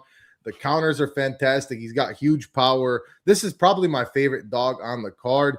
Dangerous every single second that it stays standing. The takedown defense, yes, it's a question mark. So obviously that is why Pinas is the favorite here. But the cage awareness is improving for Almeida. And just the powers, I think the difference, it's classic striker wrestler, right? I just think Almeida's the better athlete, and the striking is fucking elite. I like him as a dog here. I really do, man. I'm gonna go Almeida by knockout in the second round. I might be wrong. First of all, I just want to say, Diaz, we gotta stay focused, my brother. We gotta stay focused. Yeah, you're right. Okay. But Damian Pinas is gonna explode all over. He's gonna explode in the first round. He's gonna burst out of the gates in round 1. Okay. And I have a line. I don't know if I'm gonna get through this. Oh, I need to lock in. I might be wrong. You need to lock in, brother. Yeah, we got 13 minutes. I might be wrong. Okay. Cesar Almeida is a good kickboxer, but one weakness he's shown is if you land, he really can't handle a decent 1-2. And what is Damian Pinas' one greatest maneuver? Every single knockout is a 1-2. So I think he can penetrate his guard, slip that 1-2 through that guard, and knock him clean out, and just explosive first round finish. Look, you're talking about Pinas slipping through the guard, right? Cesar Almeida is such a good technical kickboxer. Where is Pinas going to find the hole? You know what I mean? That's like really what we got to think of. Look, you don't want you don't want Pinas touching your chin. I think everybody knows that, right? We're all trying to avoid that. Like we are. But Cesar Almeida technically is such a good fucking striker, man, that if Damian Pinas is not able to land on him clean, he's not going to win this fucking fight because he is that much better on the feet. Cesar Almeida has shown that when he gets hit, he gets wobbled, but he survives it, man. This is a guy that has beat Alex Pereira. So if we assume this fight stays on the feet, I have to pick the more technical guy as opposed to, no joke, the more explosive guy in Pinas. So give me Cesar Almeida. I think he wins this fight. It's scary. It's dangerous. Again, when Pinas is hunting for you, fucking run, because we don't want any of that. Everyone, I see your Pinas jokes. I wish I could read every one of them out loud, but we're running late on time. We still got 3 fights. Farid Basharat versus John Mowgli Garza stepping in on short notice. This was supposed to be Ethan Ewing, which would have been a fucking banger. DS, Farid Basharat, John Garza. Hold on. I just lost my notes, brother. Okay. Yeah, look, the late replacement aspect of it, and it's a high-level guy. Like, the most basic breakdown here for me is, like, Garza is probably not good enough in general to beat a Basharat, especially not on short notice here. The Basharats are known for being, like, technically and defensively sound as fuck here. Like, this is what are the odds on this? Like, minus 1,000, bro. Like, I'm not going out on any type of limb here. Garza does have legit power. It's a huge jump in competition. Basharat should be cleaner, faster, more efficient technically. I think he's going to be able to mix in both the striking and the wrestling. I don't think he has to force one style one way or another. Basharat by decision. I might be wrong. Honestly, I'm not really hyped up on Basharat like a lot of other people. Like, I think Kenny Okoye said he could be champion. I don't see that at all. No fucking way. I just want to say I wish it was Ewing because I would have loved to see that fight. I think Ewing would have had a legitimate chance, and I might have actually picked him. I would have picked him. Same. Honestly, there's a glaring weakness with like Farid Basharat and Marwan Rahiki in particular. They're both like kind of two sides of the same coin. I have a suspicion both of them are chinny. Like, just blatantly, both of them are chinny. They're gonna get clipped one day. They're gonna get done like Yavid Basharat. So I'm nervous, but I'll take Farid Basharat, but I will not make it my luck. Okay. Look, John Garza's actually pretty good, man, and all that fucking, he's dangerous early, and it's all good. I think he's going to be a solid UFC fighter. This is too much too soon, man. Short notice. Farid Basharat is a jack of all trades, master of none, right? He's really good at most things in the cage. I don't think there's a single area where I'm like, wow, like Farid Basharat stands out on paper or on film or anything like that. He's really fucking good. He works hard. He's going to win this fight. John Garza's no slouch, though, so I get why you're saying, it's not your lock of the card. Farid Basharat by decision, maybe Farid Basharat by finish, but John Garza's pretty good. Hopefully he gets another couple shots. This one's really fucking interesting. Ryan Gondra versus Zach Reese. I think it's interesting because, again, this is, and I said it earlier, this is two dudes that are kind of like, with Gondra, we don't really know much, right? We haven't seen, like, the proof of how good he is. And when it comes to Zachary Reese, all we've seen is 500 from him, right? Sometimes he's great. Sometimes he's fucking terrible. I think he has the frame. I think he has the athleticism. I think skill for skill, he might be the more skilled guy, but he has trouble putting it together. DS, give me your breakdown on this. By the way, trouble putting it all together, even though, like, yeah, exactly. Like on paper, the skills are there. And also, like, bro, like he gets so fucking lucky. He's gotten so lucky, whether his opponents are making a bunch of mental mistakes or he finds just some lucky ass shit. I think it ends here. Gondra, a really good pressure boxer, does mix in the takedowns well. He's very durable, and I think that's going to be a big factor here. He's building momentum. He's got better cardio than earlier in his career. He doesn't make many mistakes, and I think that is really a key against a guy like Zach Reese. And yeah, Reese, again, solid everywhere. He's a southpaw, which I think will help him too. The keys for him are going to be to keep the distance, land first, avoid getting backed up. I think Garza is just going to put the pressure on. I like Gondra by decision here. Reese is going to be much more dangerous early. Gondra should have the wrestling edge, in my opinion, here. If Reese doesn't find a finish in the first round, and I don't think he will, I think the momentum swings in the round 2 and moving forward. It's not like a crazy high confidence pick for me, but I'm taking Gondra. I might be wrong. My breakdown of this fight, now bear in mind, I didn't do like a ton of research into it, but my breakdown of this fight is completely different to Diaz's one. I think it's going to look a lot like the Jose Medina fight. We've seen Zach Reese struggle with guys that pressure him up against the fence and just volume him. That jeez, like fucking. And I love Jose Medina, but he's fucking terrible. Yeah, he was kind of relying on his chin, and Gondra just cracked that. I believe he has a better chin than Zach Reese, so I'm going with Ryan Gondra knockout round 1. Yeah. Like, we saw Jax McVeigh pressure Zach Reese up to the cage and batter him until Zach Reese got that rear naked choke. Yeah. Gondra's going to chin him. I might be wrong. I put Zach Reese in that same mold as, like, Cedricus Dumas and like, guys like that, where it's like... That's well said. Yeah, like, we see some skills, and we know that there's athletic ability. We know that there's finish ability. Zach Reese probably even more skillful than most of those guys, but he just can't put it together. We got Kylian Mbappe in the chat. No, we're not going to be showing the fight. That's illegal. But shout out Kylian Mbappe. All we're showing here is peanuts, my boy. That's all we're talking about today. So yeah, I'm going Ryan Gondra round 2 TKO. I just cannot trust Zachary Reese to do it. Cody Durden, Alessandro Costa will be the first fight we see in about 5 fucking minutes. DS, quick breakdown of this. Yeah, Alessandro Costa. I'm taking him for sure. Cody Durden, a good fighter, obviously, but Costa, fast technical kickboxer, sharp body kicks, counters, great scrambler. The confidence seems to be building here. The striking accuracy keeps improving. He's got good takedown defense against like guys that aren't super fucking elite in the wrestling. And I think he's a better finisher than the record suggests. So the keys are going to be stuff the takedowns early, force Durden to actually strike on the feet, keep the pace high. We know Durden wants to go wrestling first, try to put that top pressure on if he gets it there. I just think that Durden's going to shoot early in the first round, probably in the first couple minutes. I think Costa will be able to, for the most part, defend the takedowns. He's going to have a speed advantage. If he's able to stand upright, it's a very straightforward fight. I could see it going the distance, and that's probably what's going to happen here. Durden's path for me is pretty much entirely the wrestling, right? You're taking on a Brazilian guy who's dangerous, not known for their wrestling. I'm going to go Costa unanimous decision here. Chanda.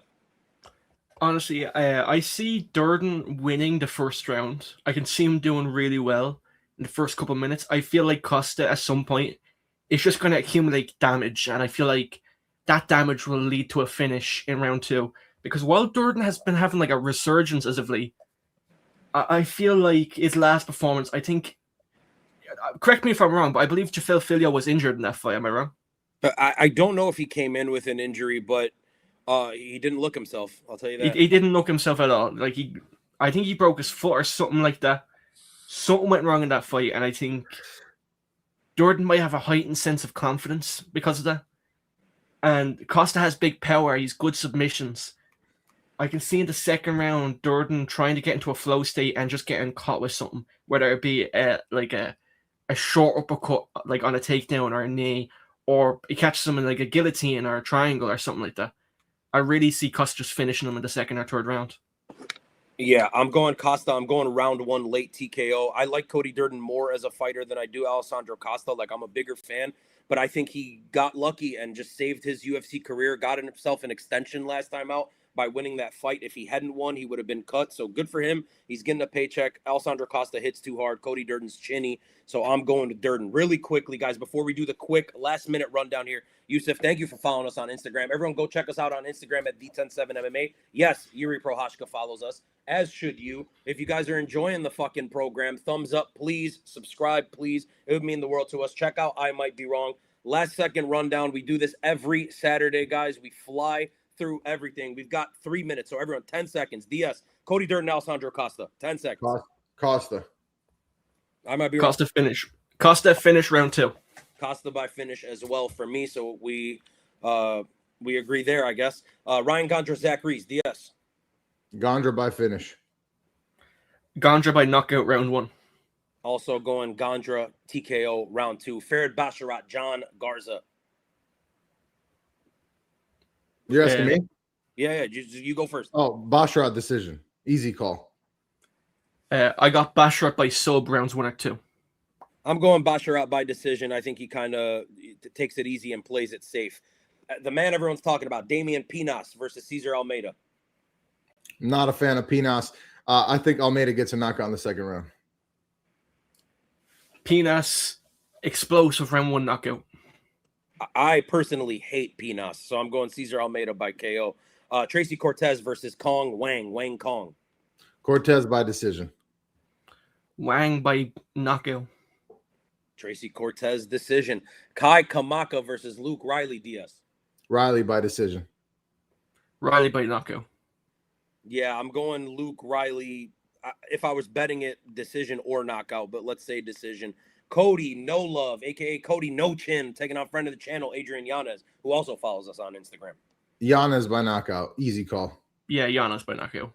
Love it. I'm going Adrian Yanez by knockout. Gable Stevenson, UFC debut versus Elijah Ellison. Tailor-made matchup. Stevenson by ground and pound first round. Stevenson by loophole, round 1. Stevenson by whatever the fuck he wants in round 1. Bobby Knuckles debuting at 205 pounds, taking on Nikita Krylov. DS. Whitaker unanimous decision. Bobby Knuckles by KO rounds 1 or 2. I'm going Robert Whitaker by knockout round 2 as well. I just think he's the better fighter than Nikita Krylov. The Hood about to go crazy for the main card opener. It is King Bobby Green taking on T-Rex Terrence McKinney. DS. McKinney first round sub. Green by second round knockout.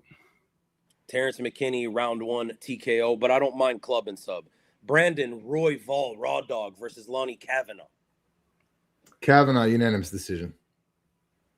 I got Kavanaugh 29-28. I'm going Kavanaugh late knockout round 3. I think he drops Royval and we end all that. Corey Sandhagen, the Sandman, taking on Mario Bautista. Sandhagen decision. Sandhagen either late finish or 29-28. Yeah, I'm going Corey Sandhagen as well. On method, I'm going to go decision because I think Mario Batista's tough, but give me Sandhagen all day. A bounce back. Y'all must have forgot. The co-main event of the evening, we got the dirty Frenchman, Mr. Staph Infection himself, Benoit, God of War, Saint-Denis Diaz, and he's taking on, Paddy the Baddy. You guys convinced me to sway the other way. I'm going Paddy Pimblett. I'm not convinced yet, but this is my most 50-50 of the night. I'm going with subscriber and follower Paddy Pimblett by sub rounds 2 or 3.